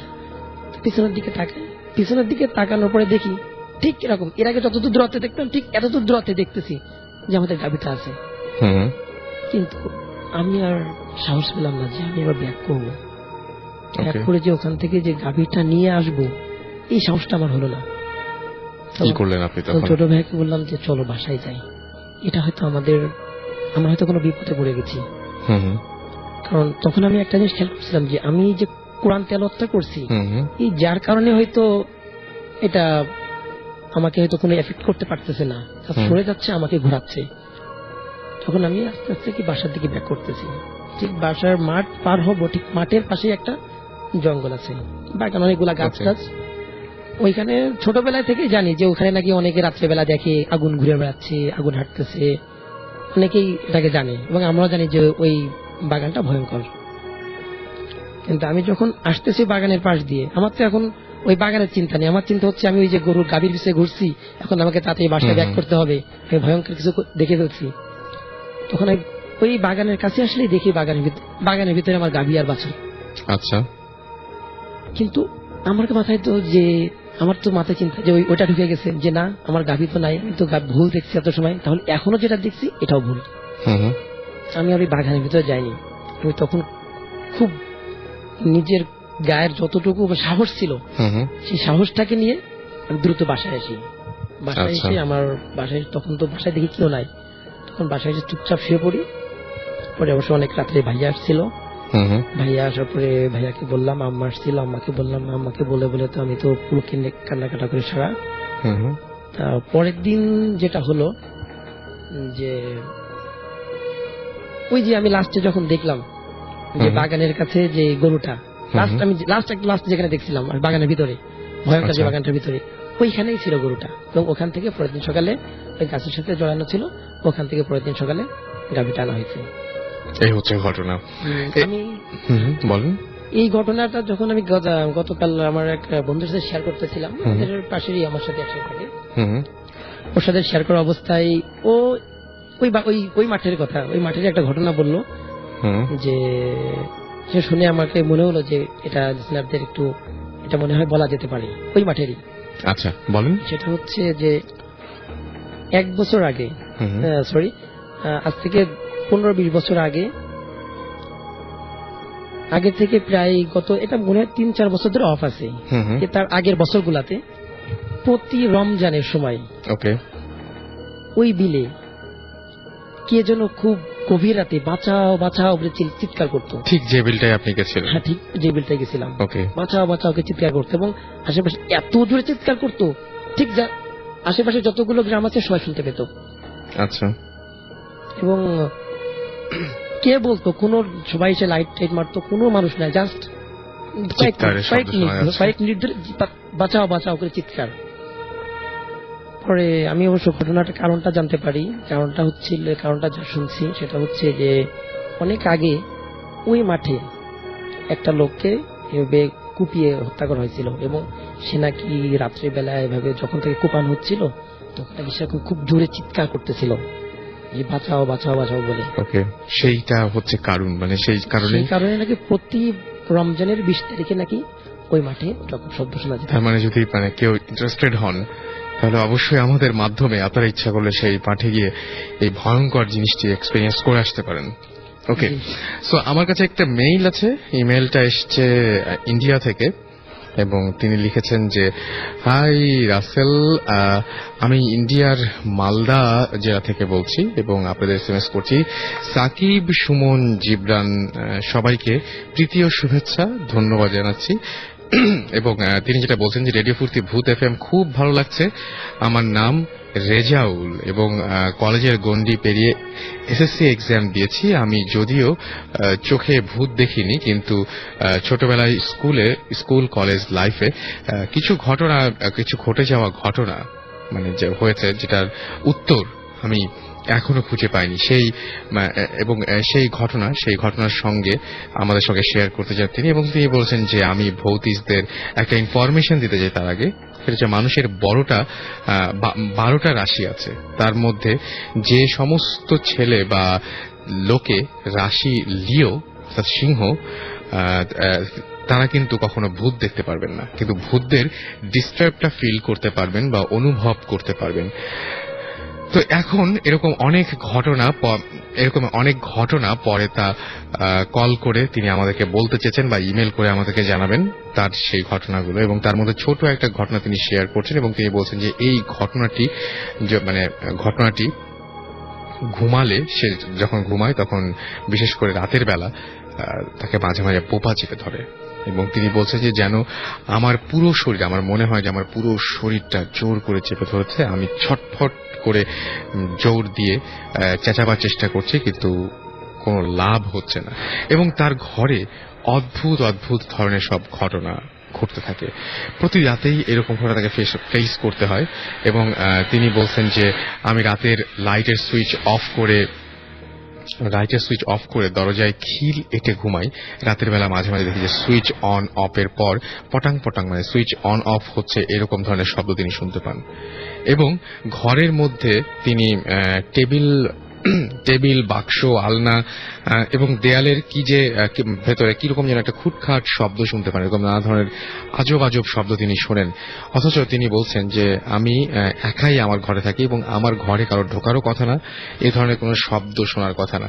এরকম প্রতিনিয়ত অনেক আওয়াজ তিনি পান, এবং তিনি বলছেন যে মাঝে মাঝে এরকম মনে হয় যে রুটি তৈরির আওয়াজ পাচ্ছি, আমি জলে পিতলের কলসির আওয়াজ পাচ্ছি, জলের গ্লাস উঠানোর শব্দ, এবং কড়াইয়ের মধ্যে ওই যে চামচ নাড়ার যে শব্দ, এরকম ধরনের রান্না বান্না নানান ধরনের শব্দ তিনি অনুভব করতে পারেন, এবং সাহস করে অনেকবার তিনি টর্চ নিয়ে গিয়ে দেখেন যে কেউ নেই, অথচ তিনি দেখেন যে শব্দগুলো হচ্ছে। তো এরকম ধরনের নানান রকমের কাহিনী হয়তো আপনাদের জীবনেও ঘটে এবং আপনারাও ফেস করেন, এবং সেই ঘটনাগুলো নিশ্চয়ই আমাদের জানাতে চান। সেটা জানাতে হলে যেটা করতে হবে, আপনাদের মোবাইলের মেসেজ অপশনে গিয়ে টাইপ করে ফেলতে হবে SHOUT শাউট স্পেস আপনার নাম স্পেস আপনার মেসেজ, পাঠিয়ে দিতে হবে 9840 নম্বরে। আমরা পরিচিত হব আরো একজন আমাদের গেস্ট যিনি রয়েছেন তার সাথে, এবং সেই গেস্টের নাম বলুন প্লিজ। হ্যালো লিসেনার, আমি মাহমুদ কমল, আমি দেশ টেলিভিশনে আছি, স্পোর্টস রিপোর্টার। ওকে, সো আপনি টেলিভিশনের স্পোর্টস রিপোর্টার, তো যখন রিপোর্ট করেন তখন নিশ্চয়ই কোনো ভিত্তিহীন রিপোর্ট দেয়া যায় না, তাই না? হ্যাঁ, তা অবশ্যই। আমার যেটা মনে হয় যে আজকে ভিত্তিহীন কোনো কিছু শুনবো না আমরা, বরং ভয়ঙ্কর কিছু এবং ভিত্তি আছে এরকম কিছুই শুনবো। অবশ্যই, যেটা হচ্ছে যে তো আমরা এই ঘটনা শোনার আগে এটা বলি নাই, একটা ছোট ব্রেক নিব এবং ব্রেকের পরে আবারও ফিরে আসবো। সো যারা সঙ্গে আছেন তারা সঙ্গে থাকুন, স্টেট ইন টু রেডিও ফুর্তি। আমি তার আগে বলে দিই যে আমাদেরকে SMS করেছেন সৌরভ, SMS করেছেন আমাদেরকে আবু সুফিয়ান, SMS করেছেন আলামিন ভ্যাম্পায়ার, এবং আমাদের SMS করেছেন কি ভূত, আচ্ছা মিরপুর থেকে আমাদের SMS করেছেন ডেঞ্জার ম্যান, ফাজিল ভূত SMS করেছেন, হাসান SMS করেছেন, আমাদের SMS করেছেন হিটলার, এবং এছাড়াও আমি দেখতে পাচ্ছি যে আমাদের আরো SMS করেছেন শাকিল, এবং তিনি বলছেন ভাইয়া আমাদের সবাই প্লিজ, আমরা মুন্সিগঞ্জ থেকে যারা শুনছি তাদেরকে তিনি বলেছেন যে সবাইকে থ্যাঙ্কস জানাতে বলেছেন, বোধহয় সম্ভবত আমি থ্যাঙ্কস জানাচ্ছি। এছাড়াও অলি আমাদের SMS করে বলছেন যে ভাই আজকে প্রথম ভূত FM শুনছি, ওয়েলকাম টু ভূত FM, এবং এটা একটা খুব চমৎকার একটা প্যারানর্মাল ওয়ার্ল্ডের মধ্যে থাকা ভূত FM মানেই। সো মানে ইউ ক্যান স্টে হিয়ার, এবং রেগুলার শুক্রবারই আমরা একসাথে 11:59 শুরু করি, আপনারা ইচ্ছা করে জয়েন করতে পারেন। সালমান লিখেছেন, সালমান খান ভাই কি ব্যাপার, মানে কেমন আছেন মিস্টার খান? আমি আপনাদের নিউ ফ্রেন্ড, প্লিজ জোরে একটা ওয়েলকাম জানান, ওয়েলকাম টু ভূত FM। এবং সালমান খান দেখি বাংলাও জানে। রাফিদ লিখেছেন ভাইয়া টয়লেটে যেতে ভয় লাগছে, ভয় লাগলেও যান, যত বেশি ভয় লাগুক যান, নাহলে সারা রাত ভয় পাবেন। আর এছাড়া আমাদের আরো অনেকে SMS করেছেন এবং অনেকের SMS নিশ্চয়ই ওয়েট করছে। সো তাদের SMS এর জন্য বলবো যে SMS পাঠানোর সহজ একটা নিয়ম আছে, সেই নিয়মটা আগেও বলেছি, যারা এই মুহূর্তে জয়েন করেন তাদেরকে বলবো ভূত FM SMS করার নিয়মটি হচ্ছে মোবাইলের মেসেজ অপশনে গিয়ে টাইপ করে ফেলতে হবে SHOUT শাউট স্পেস আপনার নাম স্পেস আপনার মেসেজ, পাঠিয়ে যাবে 9840 নাম্বার। আর যারা ইমেল করতে চান তারা ইমেল করতে পারেন। ইমেল করার নিয়মটি হচ্ছে ভূত FM BHOOTFM @radiofurti.fm। অবশ্যই আপনার নাম, ঠিকানা এবং ফোন নাম্বার দিবেন। ফোন নাম্বারটা কোনোভাবেই, মানে এটা একদম বিশেষ দ্রষ্টব্য, ফোন নাম্বারটা কোনোভাবেই ভুতুড়ে হওয়া চলবে না, যেটাতে আপনাকে পাওয়া যাবে সেরকম একটা ফোন নাম্বার দিবেন। এবং অবশ্যই উল্লেখ করলে আরো বেশি ভালো হয় যে স্টুডিওতে এসে আমাদের সাথে ঘটনা শেয়ার করতে পারবেন কিনা। স্টে টিউন, ফিরে আসছি একটু পরেই। Hi, আমি Balbasha Siddiq. Airtel iRadio Furti First Youngster of the Month. All music are produced by Studio 58. জলকণা উড়ে যায় পথ ভুলে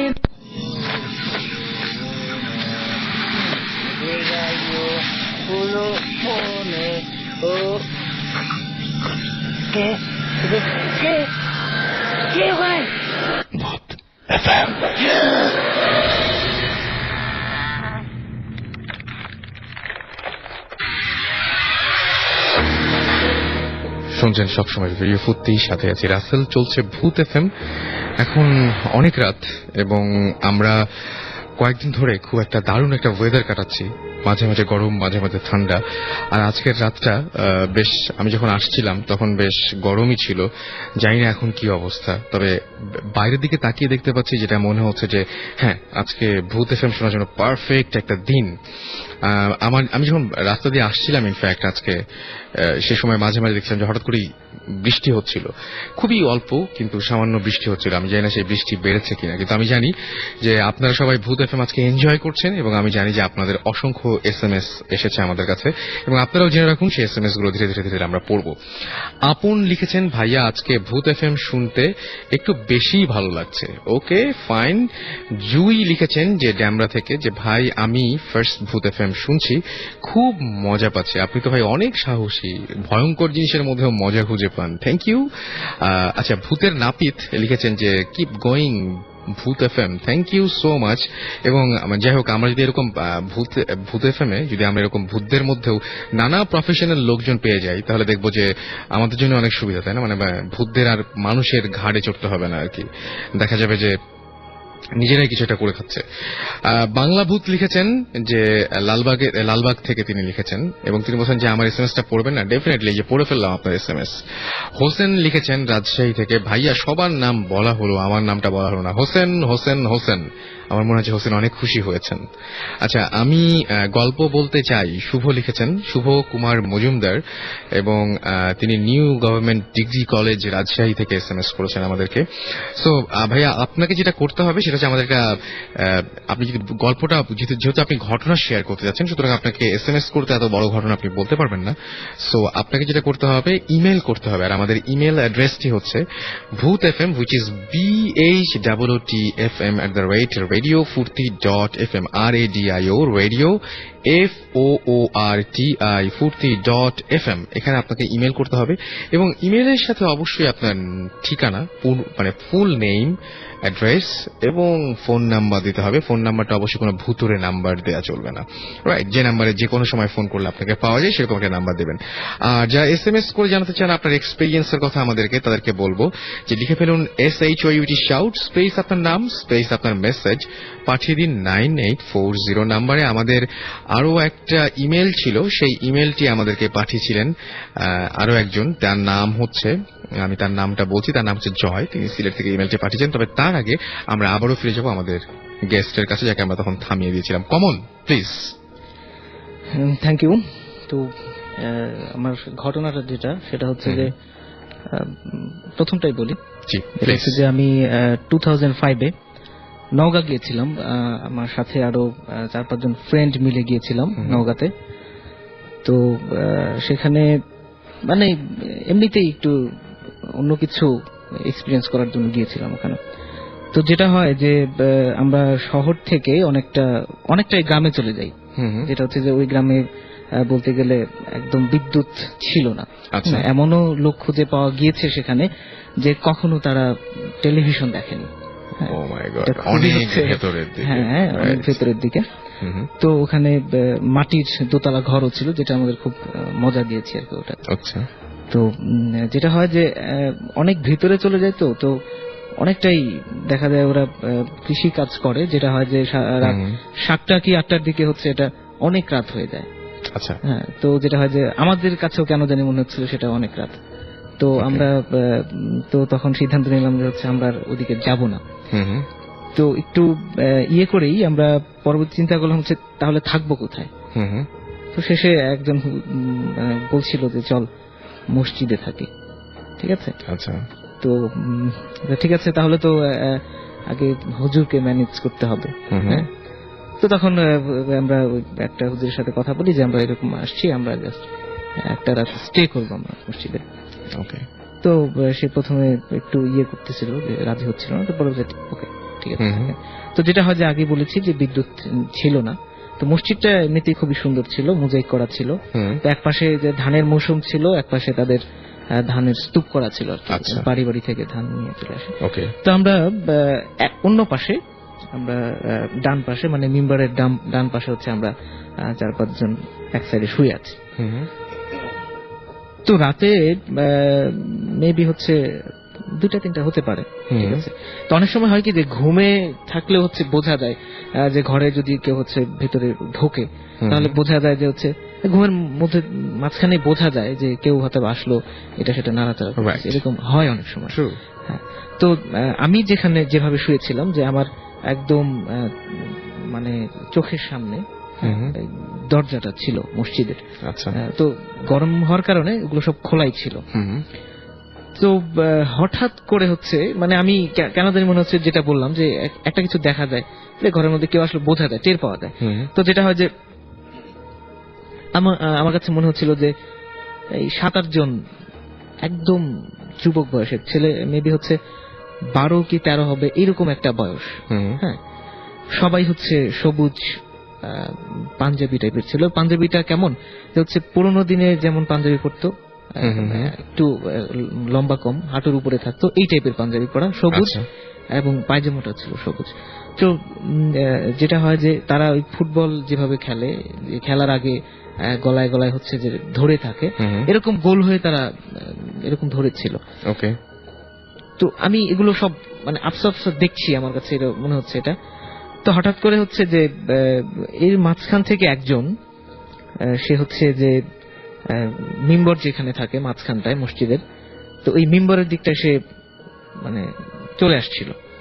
তো বাকিরা যারা ছিল ওরা একটু হাতে ইশারা করে ডাকছিল যে ওদিকে যাওয়া যাবে না, ইশারায় এদিকে চলে আসো। তো সে হচ্ছে আবার ও রিটার্ন করে এই 7-8 জনের সাথে সে জয়েন্ট করলো। তো ঠিক ওই মুহূর্তে মানে এমন একটা বিকট একটা আওয়াজ হলো যে আমার কাছে মনে হচ্ছিল যে এটা মানে পুরো ওয়ার্ল্ড ওয়াইড এটা হচ্ছে এরকম আওয়াজটা হলো।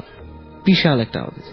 তো আমার মানে যেটা পুরো, মানে মনে হলো যে পুরো পৃথিবীটা কেঁপে উঠলো, হ্যাঁ এরকম কেঁপে একটা উঠলো, এরকম ধরনের। একটা পুরো পৃথিবীটা জুড়ে চিৎকারটা শোনা গিয়েছে, এরকম একটা কিছু। আচ্ছা, চিৎকারটা কেমন ছিল, মানে মানুষের প্রচন্ড, হ্যাঁ মানে সমস্যার একটা চিৎকার, হুম, খুবই মানে বিকট। আচ্ছা, হ্যাঁ, এখনো আমার এই চিৎকারটা মানে আমি অনুভব করি, শুনতে পারি, এরকম টাইপের মনে হয়। হুম, তো তখন যেটা হয় যে আমার তখন মনে হচ্ছিল যে এটা যদি হচ্ছে স্বপ্নই হতো বা এই টাইপের কিছু হতো, হুম, তাহলে তো শুধু আমি একাই শুনতে পেতাম। আমার আশেপাশের যে বন্ধুরা ছিল তারাও সাথে সাথে হচ্ছে উঠে পড়লো, উঠে হচ্ছে বলতেছে এই কে কি স্বপ্ন দেখছে, বা হতে পারে এই স্বপ্নে থেকে হয়তো বা এত জোরে চিৎকার হতেই পারে সেটা। কে বলতেছে না আমি তো কিছু দেখি নাই, বা হচ্ছে আমি তো স্বপ্নে কিছু দেখতেছিলাম না, এই সেই আনতেন। হুম, কিন্তু চিৎকারটা এত জোরে কিভাবে হলো? তখন একজন হচ্ছে সে মানে বাইরে দৌড় দিয়ে চলে গেল যে কোনো প্রাণী আসলো কিনা যে একটা চিৎকার দিল। হুম, হুম, তো বাইরে গিয়ে সে মোটামুটি উকি ঝুঁকি দিল, বাট কিছুই দেখলো না সে। তো পরবর্তীতে যেটা হয় যে আবার আমরা সেই রাতটা হচ্ছে আমি কেমন জানি স্তব্ধের মতো হয়ে গেলাম, যে আমার একটা জিনিস মনে হচ্ছে যেটা যদি শুধু আমিই দেখতাম তাহলে ওরা কেন ওইগুলো শুনবে।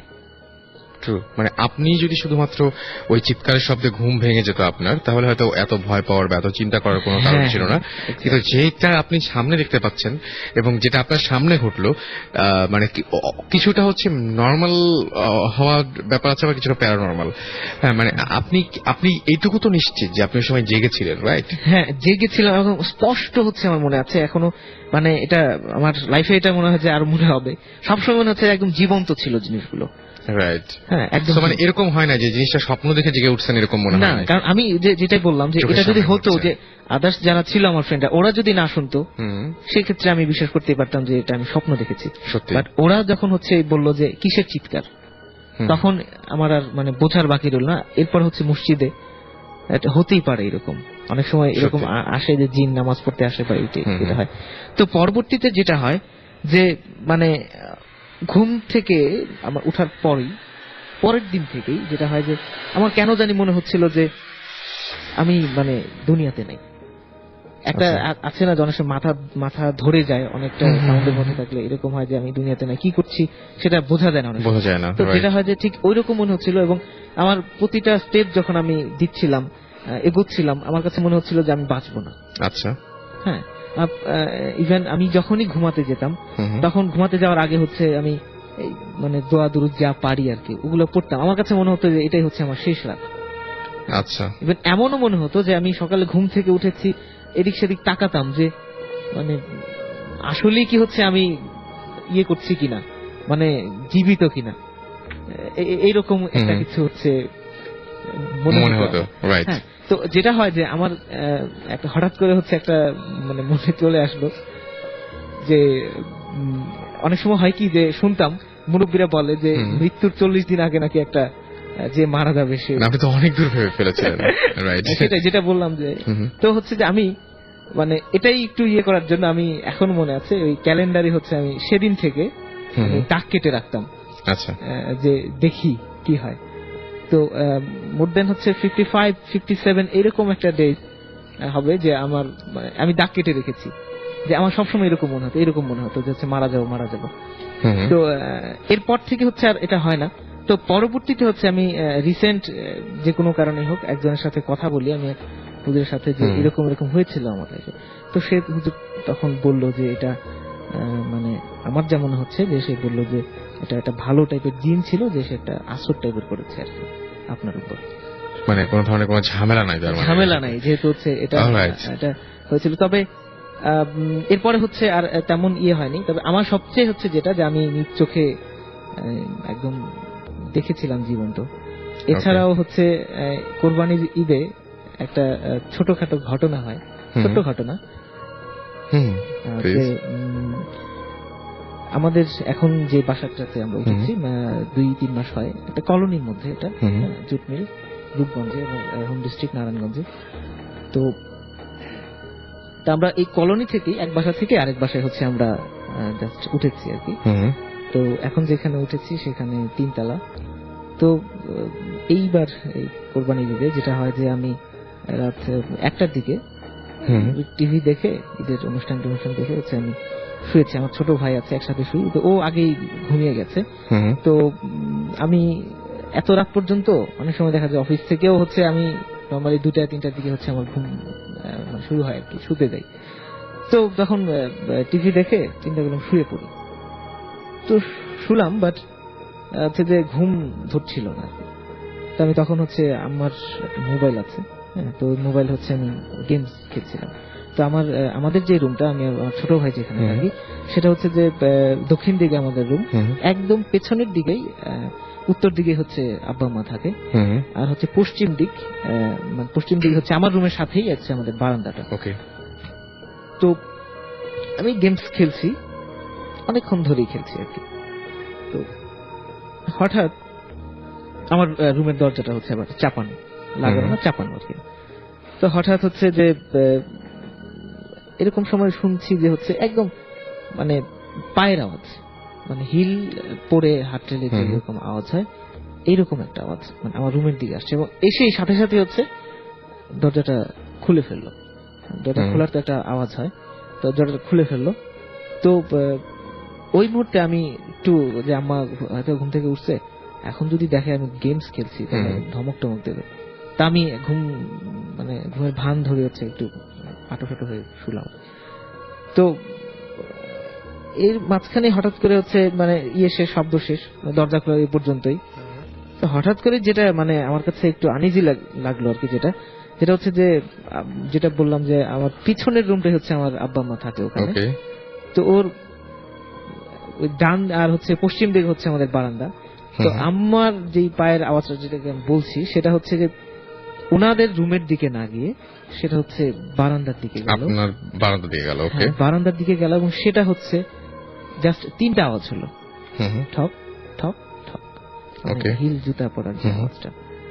তো এতটুকু পর্যন্তই। তখন হচ্ছে আমার ভিতরে কেন জানি একটা শিউরে উঠলো যে আমার তো হচ্ছে হিল জুতা পছন্দ করেন না উনি, পরেন না সেটা, হ্যাঁ, কিন্তু সেটা মানে হিল জুতার আওয়াজ কেন হলো? এরপরে কি হয়েছিল? এরপরে হচ্ছে যে যেটা পরবর্তীতে আমি রাতে মানে সকালে ঘুম থেকে উঠে আম্মাকে জিজ্ঞেস করলাম, আম্মা তুমি কি এই টাইপের কিছু, তুমি রাতে ঘুম থেকে উঠেছিলে, আমার রুমে গিয়েছিলে? বললো যে না, আমি যাইনি। এটা হচ্ছে যে ওই বিল্ডিংটার যে বললাম। কিন্তু আপনি তো যে দরজা কি খোলা ছিল, আসলে দরজা, হ্যাঁ, দরজাটা আমি খোলা পেয়েছি, সেটাই হচ্ছে বেস্ট পার্ট। আমি সেটাই বলছি, সেটা আমি মনে করে দিতে যাচ্ছি যে আপনি যখন বারান্দায় দিয়ে গেলেন এবং সকালবেলা যখন আপনি যখন ফলো করেছিলেন ব্যাপারটা, তারপরে দেখেছিলেন যে দরজাটা খোলা, কিন্তু দরজাটা খোলার মতো কেউ ছিল না। That was the best part, না? সেটা মিস করে গেছিলেন। হ্যাঁ, মানে হিলের সাউন্ড পেয়েছেন তিনি, এবং হঠাৎ করে এরকম সাউন্ড পেয়েছেন, এবং মনে হচ্ছে যে কেউ যেন হেঁটে চলে গেল, এবং তিনি যখন পরে চেক করতে যান তখন দেখেন যে হ্যাঁ, সবই ঠিক আছে, সবাই ঘুমাচ্ছে, কিন্তু বন্ধ দরজাটা খুলে গেছে। এটা ছিল ঘটনা। আচ্ছা, যাই হোক, আমাদের সাথে আরেকজন মানুষ এসে যোগ দিয়েছেন, তার নাম হচ্ছে জিবরান ভাই। এবং সবচেয়ে মজার ব্যাপার হচ্ছে যে জিবরান ভাই, আমি একটা প্রবলেমে পড়েছি। প্রবলেমটা হচ্ছে এইরকম যে আপনি যে পুরস্কার ঘোষণা করেছিলেন, গতদিন একজন এরকম পুরস্কারের জন্য আমাকে মানে আমরা বললাম যে ইমেল করতে। আজকে সেই ভুল কিন্তু করব না। অনেকগুলো ইমেল পেয়েছি অনেকজনের নাম থেকে, আমি সেই এবং সেই একই, হ্যাঁ, মানে সেই টোকাই ভূত নাম দিয়ে অনেক নামের, আমি টোকাই ভূত নাম দিয়ে আপনাদের SMS করেছিলাম, আমি টোকাই ভূত নাম দিয়ে SMS করেছিলাম, অসংখ্য SMS পেয়েছি এবং ইমেল পেয়েছি, এবং আমি আসলে খেয়ে হারিয়ে ফেলেছি। এবং এবার থেকে এই ভুল হবে না, এবার থেকে এখান থেকে আমরা একদম পুরোপুরি ধরে ফেলবো, যেটা ভালো লাগবে একদম সঙ্গে সঙ্গে, যেটা ভালো হয়েছে সেটা, হ্যাঁ, এবং আমরা এখান থেকেই সেই নাম্বারটা কালেক্ট করে ফেলবো। হ্যাঁ, নাম্বারটা নিয়ে নেব, এবং এখান থেকে আমরা নাম্বারটা কালেক্ট করব, এবং সেই জন্য আপনাদের হেল্প চাইবো। সেটা হচ্ছে জিবরান ভাই যেহেতু এখানে উপস্থিত অলরেডি, তো আপনারা আপনাদের নামগুলো পাঠাতে শুরু করুন এখন দ্রুত, যদিও অনেক লেট করে ফেলেছি, এবং জিবরান ভাই যেভাবে কষ্ট করে এসেছেন সেই জন্য সবাই ইনজার্ড, পড়ে আসছে। আমি মানে আমার পায়ের অবস্থা শেষ, শুটিং করে মানে সকাল 8টা থেকে শুটিং শুরু করছি, পরের দিন ভোর 6টার সময় যে শেষ হয়েছে। পায়ের উপর দাঁড়াচ্ছিলাম, একবারও বসি নাই, কিছু না। বাট থ্যাঙ্কস আসার জন্য। তারপর 9 তলা ক্লাইম্ব করা, thank you. You are most welcome. But আমি চেষ্টা করবো যে এরপর থেকে যেন এরকম ঝামেলা না হয়। আচ্ছা ফাইন, আপনারা নাম পাঠাতে পারেন আপনাদের সেই ভয়াবহ নামগুলো, এবং নামগুলো আসতে শুরু করছে অলরেডি। জীবন ভাই আপনাদের নামের দিকে চোখ রাখছেন, এবং যে নামটা হবে সেই নামটা জীবন ভাই আপনি কালেক্ট করে রেখে আমাকে ব্রাজিলিয়ান ভূত ফ্রম আর্জেন্টিনা। সো আপনার যেটা করতে হবে সেটা হচ্ছে যে শাউট লিখতে হবে, SHOUT শাউট, স্পেস আপনার নাম, স্পেস আপনার মেসেজ, পাঠিয়ে দিতে হবে 9840 নম্বরে। অলরাইট, আমরা চলে যাব আবার আমাদের প্রথম যিনি গেস্ট তার কাছে, এবং আশিক ভাই আমাদের নতুন কিছু শোনাবেন। এবং আমি বলেছিলাম যে অসাধারণ মানে ভাবে তিনি বলতে পারেন, এবং অসাধারণ ঘটনা তার সাথে ঘটে। জীবন ভাই মানে খুবই উইয়ার্ড কিছু ঘটনা এবং খুবই অদ্ভুত কিছু এক্সপেরিয়েন্সের সম্মুখীন হয়েছেন আশিক, এবং আমরা জীবন ভাইয়ের সাথে পরে আমি আশিকের একটা মানে এই শো শেষ করেই আমরা দুজনকে মিট করিয়ে দিব, এবং নেক্সট উইকে জানাবো যে জীবন ভাই আশিকের সাথে কথা বলে কি বলেছিলেন আপনাদের। So stay tune. এবং মানে জীবন ভাই একটা ব্যাপার সবসময় আপনারা শোনেন যে সুমন ভাই সবসময় বলে যে জীবন ভাই মানে ফিল করতে পারেন ব্যাপারটা খুব খুব দ্রুত, এবং মানে হয়ে যায় খুব মানে দ্রুত হয়ে যায় সেটা জীবন ভাইয়ের জন্য অনেক সহজ ব্যাপার। তো আমরা শোর পরে দুজনের একটু কথা বলিয়ে দিব, এবং নেক্সট উইকে ডেফিনেটলি আমরা শেয়ার করবো আপনাদের সাথে যে কি বলেছিলেন। রাইট, আমরা শুনি ঘটনাটা। হ্যাঁ, হ্যালো, থ্যাংক ইউ আমাকে অপরচুনিটি দেওয়ার সেকেন্ড টাইম কথা বলার। এর আগে আমি ডিসকাস করেছিলাম আমার কিছু পার্সোনাল এক্সপিরিয়েন্স নিয়ে। এখন রাসেল ভাই বললো যে আরো কিছু যদি থাকে ইন্টারেস্টিং, সো আরো কিছু ইন্টারেস্টিং যেটা ছিলাম ওনাকে বললাম পরে অফ ইয়ারে যে আমার কিছু ফ্যামিলির লোকজন যেসব ফেস করেছে, সো উনি বললো যেগুলো শেয়ার করা যায়। সো সেটা আমি শেয়ার করছি ছোটখাটো দুই একটা ঘটনা। যেমন যখন আমি হচ্ছিলাম like when my mom was pregnant, তখনকার ঘটনা সেটা যে অ্যাকচুয়ালি আমি সেটা বলেছিলাম কিনা আমার খেয়াল নাই যে like we are the converted Muslims, like না আপনি বলেন না। হ্যাঁ, বলিনি। তাহলে সেটা আমাদের 3-4 পুরুষ আগে তারা ছিল হিন্দু, দেন সেখান থেকে কনভার্ট হয়ে মুসলিম হয়েছে। সো দেখা গেছে যে আমাদের যে গ্রামে যে পুরনো বাড়িটা, সেখানে যে আমাদের যে কালী মন্দির ছিল বা শ্মশান ছিল সেটা এখন এক্সিস্ট। সো আমরা ওটা ভাঙিনি, বা দেখা যায় যে কালী বাড়িটা বা শ্মশানটা গ্রামে হিন্দুরা ইউজ করে যাচ্ছে। ওকে। সো যখন আমি হয়েছিলাম লাইক সেটা 86 এর ঘটনা, তখন আম্মা দেশে বাড়িতে গেছিল, তখন আমি হইনি আর কি। তো যাওয়ার সময় তখন তো অনেক পুরনো, ওই টাইমে তো মানে ট্রান্সপোর্ট এত ভালো ছিল না। সো দেখা যাচ্ছে যে গঞ্জ থেকে নেমে হেঁটে হেঁটে আমাদের বাসা থেকে যেতে হতো, এবং হেঁটে যেতে হলে সেই শ্মশানের পাশ দিয়ে হেঁটে যেতে হতো। আচ্ছা।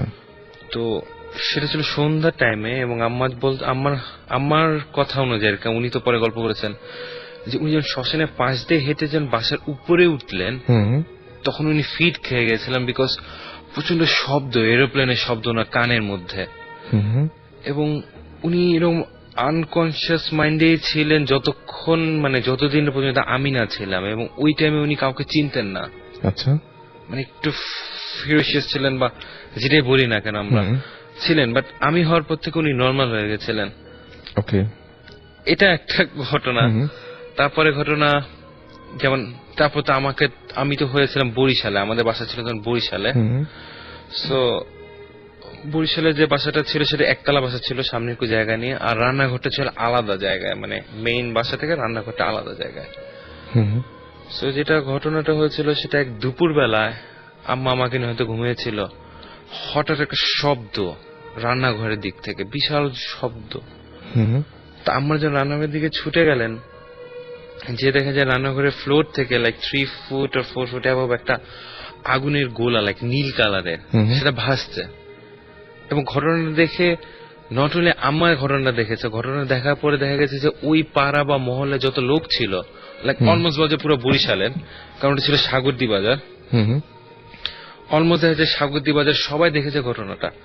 এবং আগুনটা ছিল এক্সিস্ট করছে সন্ধ্যা পর্যন্ত। পরে এটা এগেনস্টে আমার আব্বা বিভিন্নভাবে এক্সপ্লেনেশন দেয়, যেমন উনি আপনি বলছিলেন যে একদমই বিশ্বাস করেন না, উনি একদমই বিশ্বাস করেন এসব। যেন আব্বার এক্সপ্লেনেশন যেটা ছিল, আমাদের বাসা ছিল 71-এ কনসেন্ট্রেশন ক্যাম্প ছিল, কারণ আমার আব্বা তখন কাজ করতো আপনার পিডব্লিউডি তে।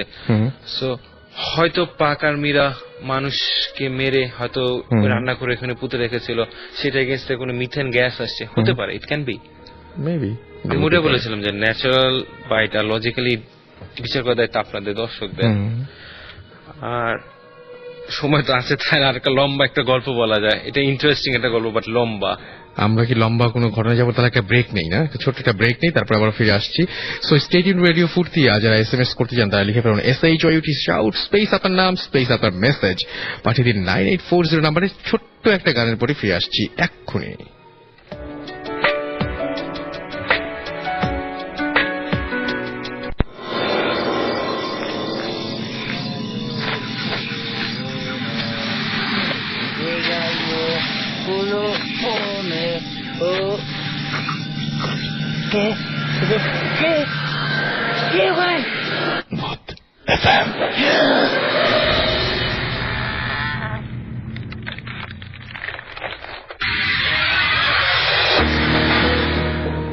রাইট, শুনছেন সবসময় রেডিও ফুর্তি, চলছে ভূত FM। আর এত রাত্রে যদি প্রশ্ন করেন যে কে ওখানে, তাহলে উত্তর আসবে একটাই, ভূত FM। সো আপনারা SMS পাঠাচ্ছেন, থ্যাংক ইউ, এবং SMS পাঠাচ্ছেন এবং এত রাত পর্যন্ত আমাদের সঙ্গে রয়েছেন, সেই জন্য অনেক অনেক ধন্যবাদ। আরো একবার জানিয়ে দিচ্ছি SMS করার নিয়মটি, আর সেটি হচ্ছে মোবাইলের মেসেজ অপশনে গিয়ে টাইপ করে ফেলতে হবে SHOUT শাউট স্পেস আপনার নাম স্পেস আপনার মেসেজ পাঠিয়ে দিতে হবে 9840 নাম্বারের। এইভাবে SMS করে যারা সফল হয়েছেন তারা হচ্ছেন বান্দরভূত, তারা হচ্ছেন জিন প্রেসিডেন্ট, ওকে, আমাদেরকে SMS করেছেন কমলাভূত, আমাদেরকে SMS করেছেন ওয়ালিদ, আমাদেরকে SMS করেছেন এছাড়াও জলি, উনো মানুষ SMS করেছেন গলাকাটা ভূত, SMS করেছেন ভূত স্টার, ইটার্নাল ভূত SMS করেছেন জাবির, এছাড়াও শাকচুন্নি SMS করেছেন আমাদেরকে, বাঙালি জিনের প্রেতাত্মা SMS করেছেন, তারপরে আমাদের SMS করেছেন ঘর জামাই ভূত। বাবা, এটা তো মানে বিরাট একটা ব্যাপার, ঘর জামাই ভূত, মানে এই ভূতের কোনো বিনাশ নাই আর কি, এই ভূত সারা জীবন থাকবে এবং এই ভূতে কোনো তাবিজ কবজ কোনো কিছুতে কাজ হবে না। এনিওয়েজ, আমরা আরো একটা ঘটনায় চলে যাব এবং এই মুহূর্তে আমরা আবারও যাব আমাদের প্রথম যিনি আমাদের আশিক আমাদের সাথে ঘটনা শেয়ার করেছিলেন, আশিকের কাছে আবারও যাচ্ছি। হ্যাঁ আশিক, শুনি আপনার সেই ভয়ঙ্কর ঘটনাটা। হ্যাঁ, এটা মোস্ট প্রবাবলি আমার লাস্ট ঘটনা, কারণ আমাদের সময় নেই, আমাদের আরেকটা গেস্ট আছেন, আমি শর্টকাটে ছাড়ছি। সেটা ঘটনা যেটা ঘটেছিল সেটা আমি আগে বলছিলাম, আমরা খিলগাঁয়ে থাকতাম। খিলগাঁয়ের আগে যেখানে থাকতাম আমরা, সেটা হচ্ছে রাজারবাগ অফিসার্স কোয়ার্টার ছিল। ওকে, তখন আমি পড়ি ক্লাস 1 কি 2-তে, 1-এ পড়ি মোস্ট প্রবাবলি। ঘটনাটা আমার আবছা খেয়াল আছে, তারপরে বাসা লোকজনের কাছে যা শুনছি সেটা অনুযায়ী আমি বলছি। তখন আব্বা পোস্টিং ছিল ঢাকার বাইরে, তো দেখা গেছে যে আমরা ঢাকায় থাকতাম, আব্বা ঢাকা বাইরে থাকতো। আমরা ইউজুয়ালি 5 ভাই বোন, আমরা এই ছিল থাকতাম। তো আমার যত খেয়াল আছে, তখন যখন আমি ক্লাস 1-এ পড়ি, তখন বিটিভিতে একটা সিরিয়াল দেখাতো ওশেন। সো আমরা খুব আগ্রহ নিয়ে দেখতাম রাত 9টার দিকে ওশেন, আমার খেয়াল আছে। সো আমরা সবাই মিলে ওশেন দেখছি। তো আমাদের বাসার ড্যামেশারে যেটা ছিল যে বেডরুমের সাথে লাগানো ডাইনিং স্পেস, লম্বা ডাইনিং স্পেস, আর ডাইনিং স্পেসে ওই পাশে হচ্ছে আপনার মানে সোজাসুজি গেলেই কিচেন। তো তখন একটা কাজের বুয়া ছিল, কাজের বুয়া ঠিক না, কাজের মেয়ে, কত বয়স হবে আপনার, 13-14 বছর। আচ্ছা, তার নাম ছিল মিনু। তো দেখা গেছে যে মিনু, আমরা সবাই ওশেন দেখছি, আর মিনু জানলার পাশে বসেছিল সারা টাইম। যখন আমরা সিরিয়াল দেখছিলাম, মিনু জানলার পাশে বসেছিল। সে কি কারণে হাতে নেল পালিশ লিপস্টিক দিয়ে সব সাজুগুজু করে বসেছিল। সো যখন ওশেন দেখা শেষ, তখন আম্মা যে মিনুকে মিনু ধমক দিয়ে বলে, বসে আছিস কেন, টেবিলে ভাত দে। তো মিনু কেমন করে জানি আম্মার দিকে তাকালো একটু অবাক হয়ে, এরকম করে না বলে নেই। সে ওই জানলার পাশ থেকে উঠে সে আমাদের ডাইনিং স্পেস, লম্বা ডাইনিং স্পেস, লম্বা ডাইনিং স্পেস দিয়ে হাঁটতে হাঁটতে হাফ এসে সে পড়ে গেল ফিট। আচ্ছা, আম্মা তো তখন একা মানুষ, আম্মা তো ভয়টা পেয়ে গেল। আম্মা ভয়টা পেয়ে যে পাশে লোকজনকে ডাকলো, পাশে লোকজন আসার পরে বললো কি যে মৃগী ধরেছে না কি বললো, যে চামড়ার জুতা শুকালে ঠিক হবে না ঠিক হবে। তো দেখা গেলো তার নাকের সামনে যখন চামড়ার জুতা দাঁড়ালো, সে ছটফট করছে। তো দেখা গেল যে তখন আমাদের যে কোয়ার্টারে যে পাম্প ড্রাইভার ছিল, ওনার নাম ভুলে গেছি আমি, ওই ভদ্রলোক একটু এসব তাবিজ টুবিজ এসব করতেন। তো ওই ভদ্রলোক আসলেন, আমাদের ওই রাজাবাগ পুলিশ লাইনের মসজিদের ইমাম সাহেব আসলেন। ইমাম সাহেব এসে নিয়ে ওরা আরো কিসব করলেন, আমি তো অত খেয়াল নেই, আমি ছোট ছিলাম। তো করার পরে সবার বা গল্প শোনার পর যেটা আমি শুনেছি যে মিনুর মুখ দিয়ে মানে একটা পুরুষ মানুষের ভয়েস বের হয়ে আসছে। আচ্ছা, পুরুষ মানুষের ভয়েসে এসে যেটা বলেছে যে, কারণ আমাদের কিচেনের পাশে ছিল একটা আম গাছ, সে পুরুষ মানুষ বলছে যে আমরা ওই আম গাছে থাকি, আমরা 7 ভাই 1 বোন এই টাইপের কিছু, আমরা ওই আম গাছে থাকি, এই মেয়ে সেজে গুজে বসেছিল কেন, আমি একে ছাড়বো না।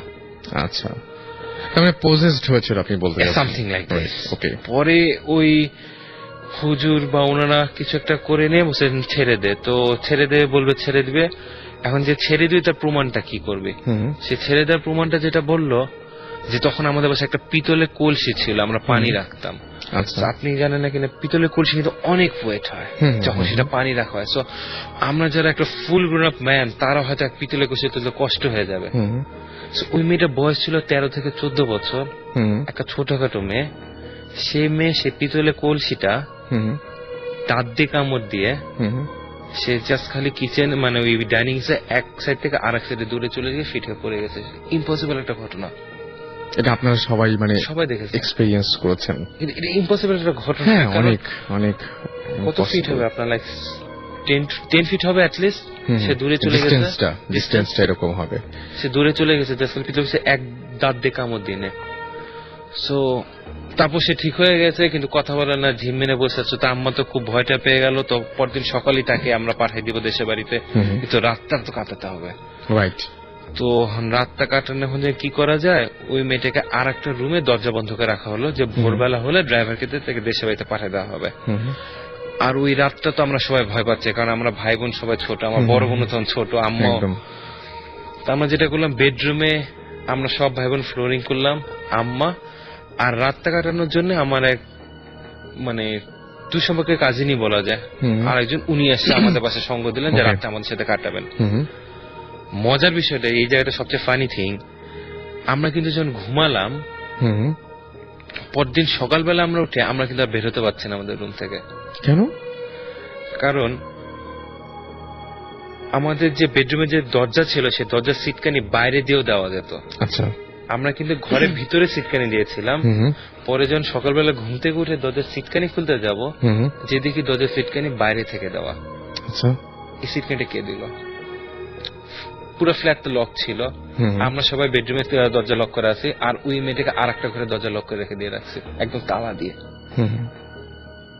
কিন্তু সিটকানি বাইরে থেকে। বাসার অন্য কেউ কি দিতে পারে না? মানে বাসায় যারা আরো যারা ছিল? পসিবল না, পসিবল না, কোনোভাবে পসিবল। মানে জাস্ট রুম দুটো? রুম তো 3-4টা ছিল, কিন্তু মানে বেডরুমে ছিলাম আমরা সবাই। ও আচ্ছা, আচ্ছা, একটা রুমে সবাই, আর একটা রুমে ও, আর একটা রুমে মেয়েটাকে সবাই তো ভয় পাচ্ছি। বুঝতে পারছি। তাহলে চিৎকারটা দিল কে? এটা একটা বিরাট প্রশ্ন। পরে যেটা হলো যে আমরা জানলা দিয়ে চিল্লাচিল্লি করে পাশের ফ্ল্যাটের লোকজন থেকে চিল্লাচিল্লি করলাম, পাশের ফ্ল্যাটের লোকজন মেইন গেট ভেঙে ওরা ঢুকলো, ঢুকে নিয়ে আমাদের বেডরুমের সিটকানি বাইরে থেকে খুলে দিলে, দেন আমরা বের হলাম।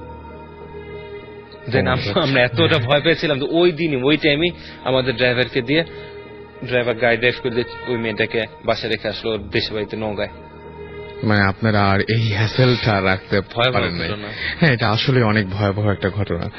সো আমার যেটা মনে হয় যে আমরা আবারও SMS এ ফিরে যাই একটু, এবং তারপরে আমরা ছোট্ট কিছু ঘটনা দিয়ে শেষ করে ফেলবো। আর থ্যাঙ্কস আপনার অনেক অনেক অনেক অনেক ভালো ভালো কিছু ঘটনা উপহার দেওয়ার জন্য। এবং আপনি আবার তো ইউকে তে চলে যাচ্ছেন, রাইট? আমি জুনের লাস্টের দিকে। হ্যাঁ, জুনের লাস্টের দিকে। তার আগে আমরা আবারও যদি আপনাকে পাই তাহলে আমরা খুবই খুশি হব। ওকে ওকে, সো আমার মনে হয় যে নেক্সট টাইম আবারও যদি আপনি আসতে চান, হ্যাঁ, you are always welcome. And আমার মনে হয় যে যেরকম SMS পাচ্ছি এবং যারা বলছেন SMS এ, হ্যাঁ, দে আর লাভিং ইউর স্টোরি।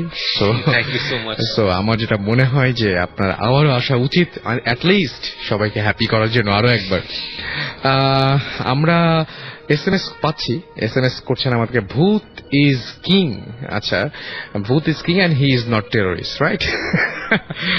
ফুর্তি ভূত ইজ কামিং। ওকে, ভূত বাবা। এছাড়াও আমাদেরকে SMS করেছেন এনিমির আত্মা। এছাড়াও আমাদেরকে SMS করেছেন জগাই ভূত। এছাড়াও SMS করেছেন ক্লিন শেভড ভূত। আচ্ছা, অন্যরকম ভূত আমাদের SMS করেছেন। এছাড়া আমাদের SMS করেছেন ইমরান। আচ্ছা, ইমরান অবশ্য তিনি অবশ্য এরকম ভাবে মানে এরকম ভয়ঙ্কর কোন নাম নিয়ে SMS করেননি। যাই হোক, আমরা দুটো নাম পেয়েছি। অ্যান্ড জিবরান ভাই হুইচ ওয়ান ইউ লাইক? একটা হচ্ছে মুরব্বী ভূত, না দিলে বকা টকা দিতে হবে। আর কে? আর একটা হচ্ছে ঘর জামাই ভূত। আচ্ছা, আমরা একটা কাজ করছি, আমরা প্রথমে দাদা ভূত পাইছি, নানা নানি, তারপর ভাই ভাবি ছেলে, ভূতের নাতি, ঘর জামাই, ফ্যামিলি বানাস না। বাট তাহলে আমরা কি আপনাকে মনে হচ্ছে ঘর জামাই, ওনাকে ঘর জামাইকে দেখলে পুরো ফ্যামিলিকে দিতে হবে, সো দাদা নানা সবাইকে রাখতে হবে, সবাইকে রাখতে হবে। তাহলে আমরা যাচ্ছি মুরব্বী ভূতে, কোনো ফ্যামিলি রিলেশন। তাহলে ঠিক আছে, ওকে। তাহলে মুরব্বী ভূত আজকের উইনার, এবং আমার কাছে তার নাম্বার আছে এবং সেই নাম্বারটা আমরা রেখে দিচ্ছি, এবং আজকে আর আপনাকে কোনো ইমেল টিমেল করতে হবে না, কে মুরব্বী ভূত আমরা জানি। অলরাইট জীবন ভাই, ইয়েস। সো আমরা এখন কি করব? আচ্ছা, অনেস্টলি স্পিকিং আমার কোনো স্টোরি নাই, আর আমার কদিন আমি এত ব্যস্ত ছিলাম শুটিং নিয়ে, বাসায় ছিলাম না। ওকে ফাইন, তাহলে আমরা কি করবো? আমরা কি শেষ করে ফেলবো? I've got a friend here. ওকে, নিয়ে এসছি। Why don't you introduce yourself? Hello everyone, my name is Shihab. আমি শিহাব বলছি। আমি একজন medical student.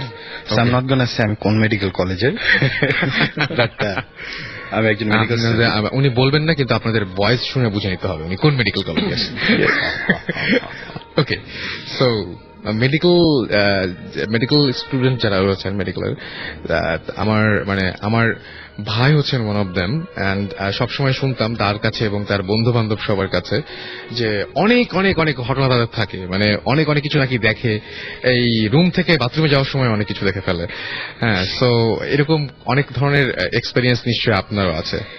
Actually first year medical student হিসেবে তো আমরা we have to deal with bones, মানুষের মরা হাড্ডি নিয়ে অনেক ডিল করি। আমি এখানে ঢোকার আগে জিবরান ভাইকে বলছিলাম যে মানুষের বোনসটা কিভাবে করে কালেক্ট করে, কারণ I had the opportunity to C how it is made. অনেক মেডিকেল স্টুডেন্টই দেখেন। So but I am not going to go on যে একটা মেডিকেল স্টুডেন্টের ভূতের কাছে কি এফেক্ট বা ওরকম কিছু না। আমি আপনাদেরকে আজকে একটা স্মল স্টোরি যেটা হয়েছিল আমার সাথে।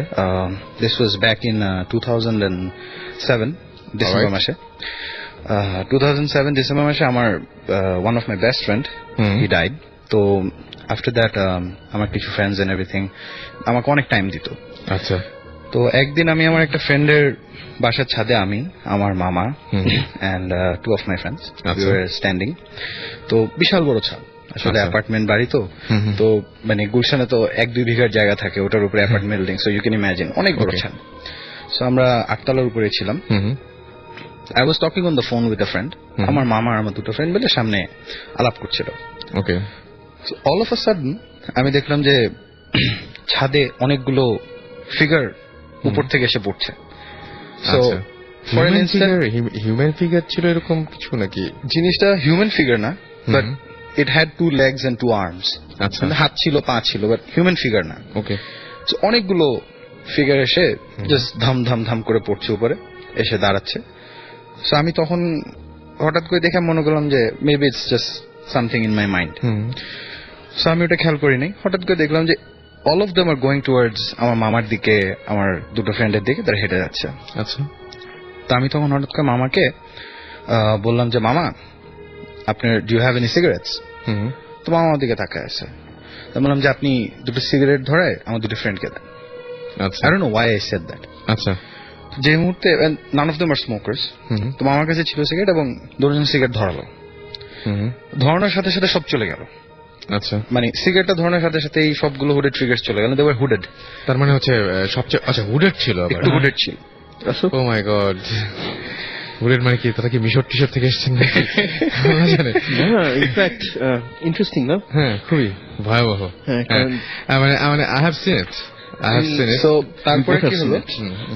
বাট আমি বলবো, আপনি যেরকম বলবেন না কোন মেডিকেল কলেজের আপনি, সেরকম আমি বলবো যে আমি কোথায় দেখেছি।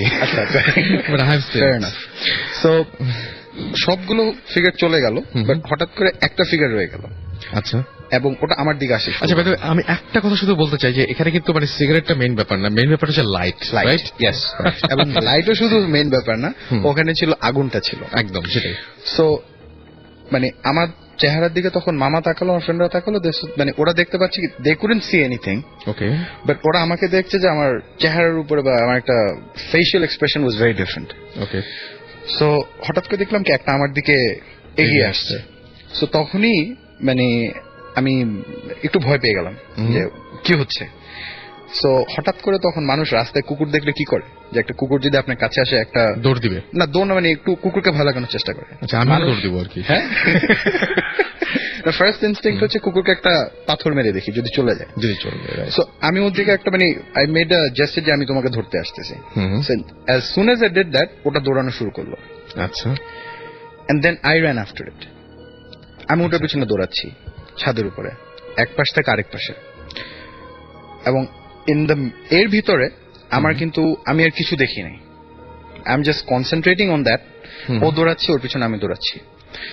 এট ওয়ান পয়েন্ট আমি দেখলাম যে আমি ছাদের কর্নারে একদম রেলিং এর কাছে, এবং রেলিং এর সামনে একটা ছোট্ট একটু উঁচু জায়গা ছিল। আচ্ছা, আমি ওটার উপর দাঁড়িয়ে আমি ওকে ধাক্কা দিলাম, এবং আমাকে পিছন থেকে আমার মামা টান দিচ্ছে। আচ্ছা, then I came back to my senses. তারপরে আমাকে ওরা কিছু বললো না, they were all very scared. So বাসায় গেলাম। আ উইক লেটার আমি জিজ্ঞেস করছিলাম যে কি হয়েছে। So this is what happened, যে আমি দৌড়াচ্ছিলাম।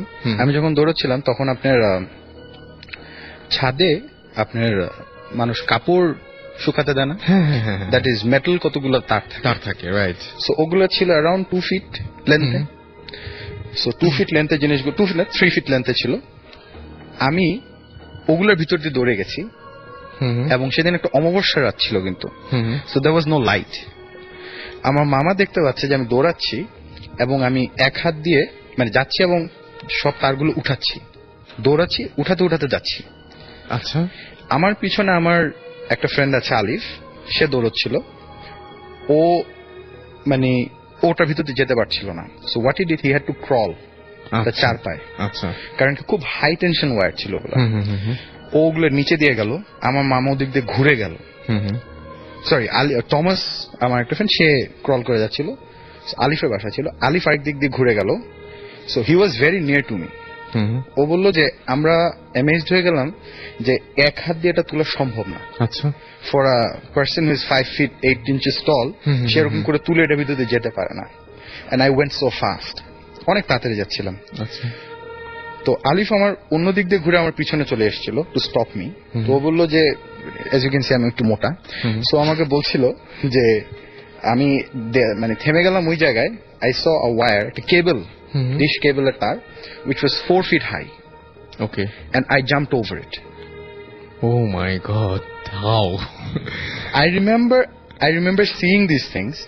এবং আমি মানে ঝুঁকে যাওয়ার মতো মানুষ না, আমার ভুড়ির জন্য আমি ঝুঁকে যাওয়ার মতো মানুষ না। একদমই সেটাই। সো ও আমাকে বলছে যে মানে যেটা বলছেন সবকিছু মিলিয়ে আসলে 4 ফিটের ওপরে এরকম হঠাৎ করে জাম্প করে চলে যাওয়া, এটা কিন্তু একটা বিরাট ব্যাপার। মানে এটা কিভাবে হয়? এটাই ও তখন আলিফ তখন ভয় পেয়ে গেল।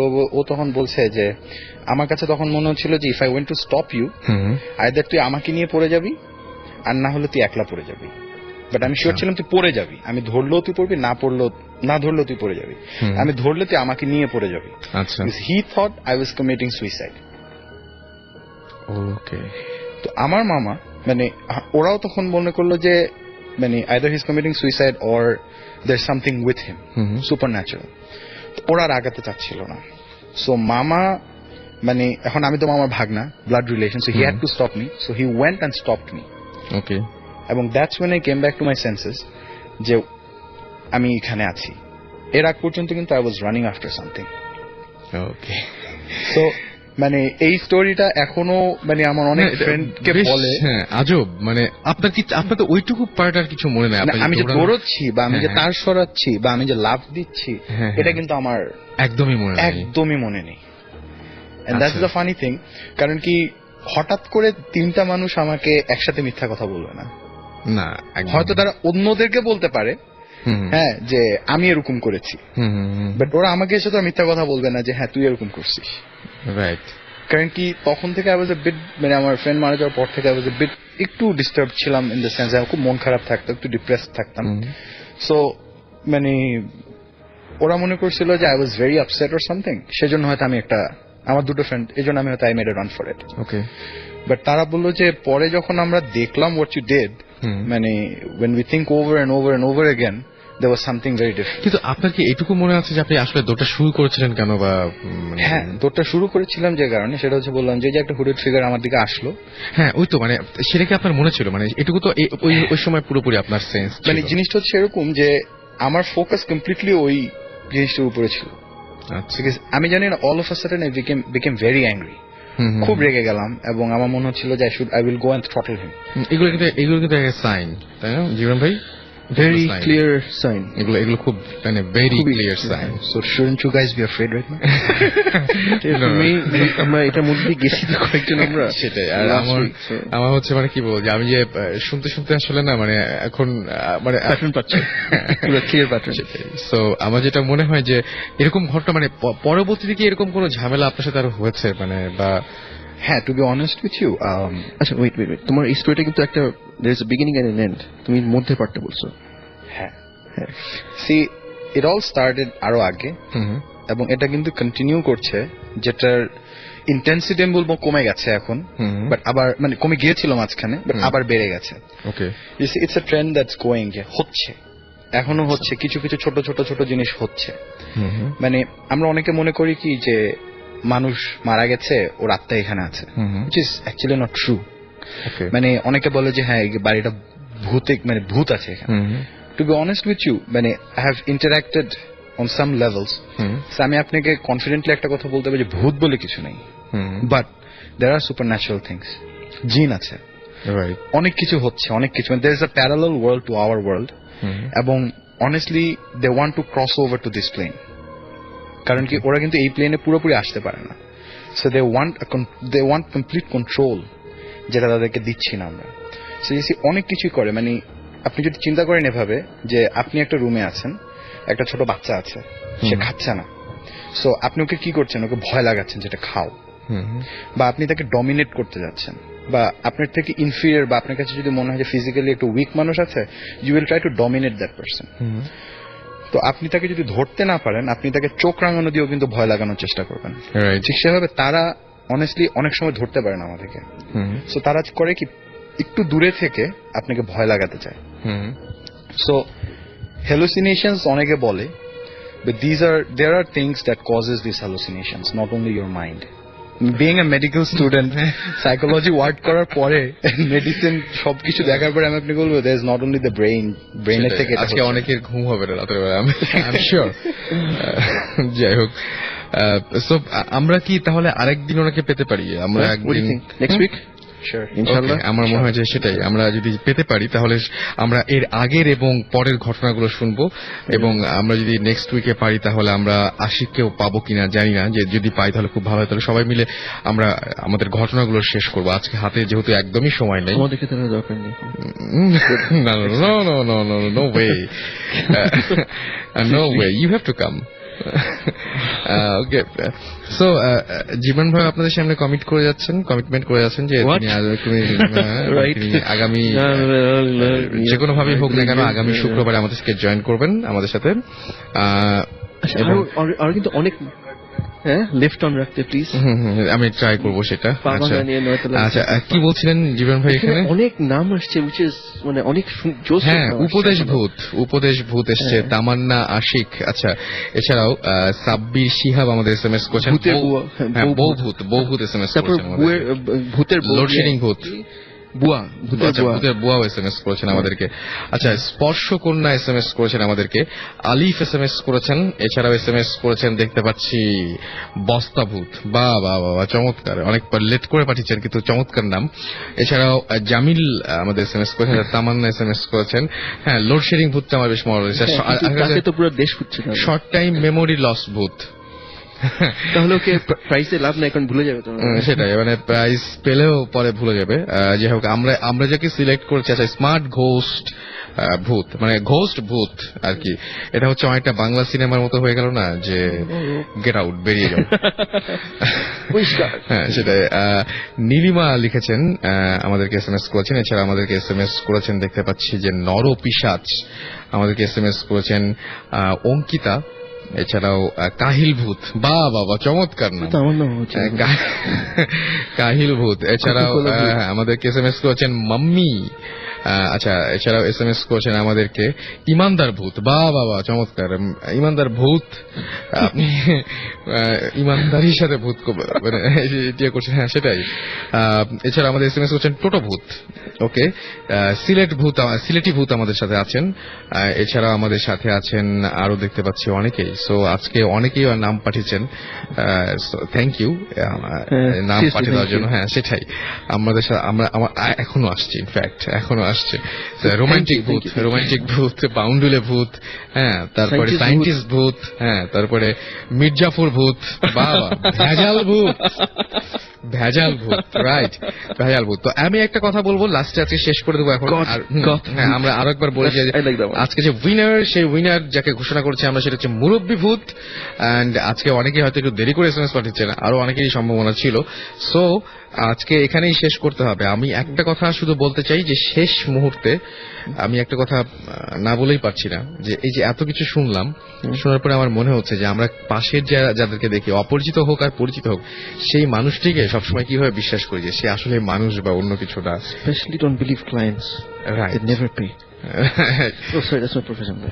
So আমার যেটা মনে হয় যে আপনি আপনার পাশেই যিনি বসে আছেন, তুমি রাসেল, বাসে, ট্রামে বা বাসে বা ট্রেনে, হ্যাঁ, বা আপনার হচ্ছে যে কোনো জায়গাতেই হোক না কেন, সে যে সত্যি যে এক্সিস্ট করছে। আমার জিনিস হচ্ছে কি, মানে দ্যাটস এ গুড পয়েন্ট। আমার জিনিস হচ্ছে যে আমি এখনো অনেস্টলি স্পিকিং, আমার লাস্ট এক্সপিরিয়েন্স যে ওখানে আমরা যে আমি ছবি যেগুলো দেখালাম তোমাকে ইয়ের জন্য, বাট আমার ফিজিক্যাল এক্সপিরিয়েন্স কোন সময় হয়নি, সেটাই। রাইট। সো আমার যত এক্সপিরিয়েন্স হচ্ছে আমার লাইফে, সবগুলো আমি ফিল করছি, পাশ দিয়ে চলে গেছে, হঠাৎ বসে আছি যে মনে হচ্ছে টাচ করে চলে গেল, ইয়ে করে। সো আমি অলওয়েজ চিন্তা করতাম যে না, এটা আমার ইমাজিনেশন, মানে আমার সাম অফ মাই মানে বডি কোনো সেন্সেস রিঅ্যাক্ট করছে কোনো কিছুতে, সেই জন্য মনে হচ্ছে। কিন্তু এখন মানে আমি যত এখানে আসছি আর দেখছি, যে স্টোরিজ গুলো শুনছি, যে our brother here, তোমার মাশাআল্লাহ না, লোকজন তো দেখলেন আজকে মানে খুব ভালো বলেছে, এখন কম আছে, হ্যাঁ সেটাই। বাট আমি তো মানে কি বলবো, যে আমি যে ঘটনা আজকে একজন শেয়ার করেছেন, মানে যে ছিলেন, তার সাথে অলমোস্ট আমার কিছু ঘটনা মিলে যায়। সো এটা মানে খুবই একটা মানে অন্যরকমের এক্সপিরিয়েন্স, রাইট। সো আমরা আজকে শেষ করে দেই, যেহেতু সময় হয়ে গেছে। স্টে টিউনড টু রেডি ফুডতে আমরা চলে যাবার পরেও অসংখ্য নাম থেকে যাচ্ছে, এবং নামগুলো আমাদের পাঠাচ্ছেন, হ্যাঁ। সো কিছু করার নেই, হ্যাঁ। এবং আমরা নামগুলো একটা কাজ করতে পারি, যে সযত্নে রক্ষিত মানে সংরক্ষিত রেখে দিতে পারি, আমরা সংরক্ষণ করতে পারি আমরা এই উইকের ইয়েগুলো মানে জমায় রেখে নেক্সট উইক, হ্যাঁ সেটাই, আমরা সেটাই বলছি আর কি।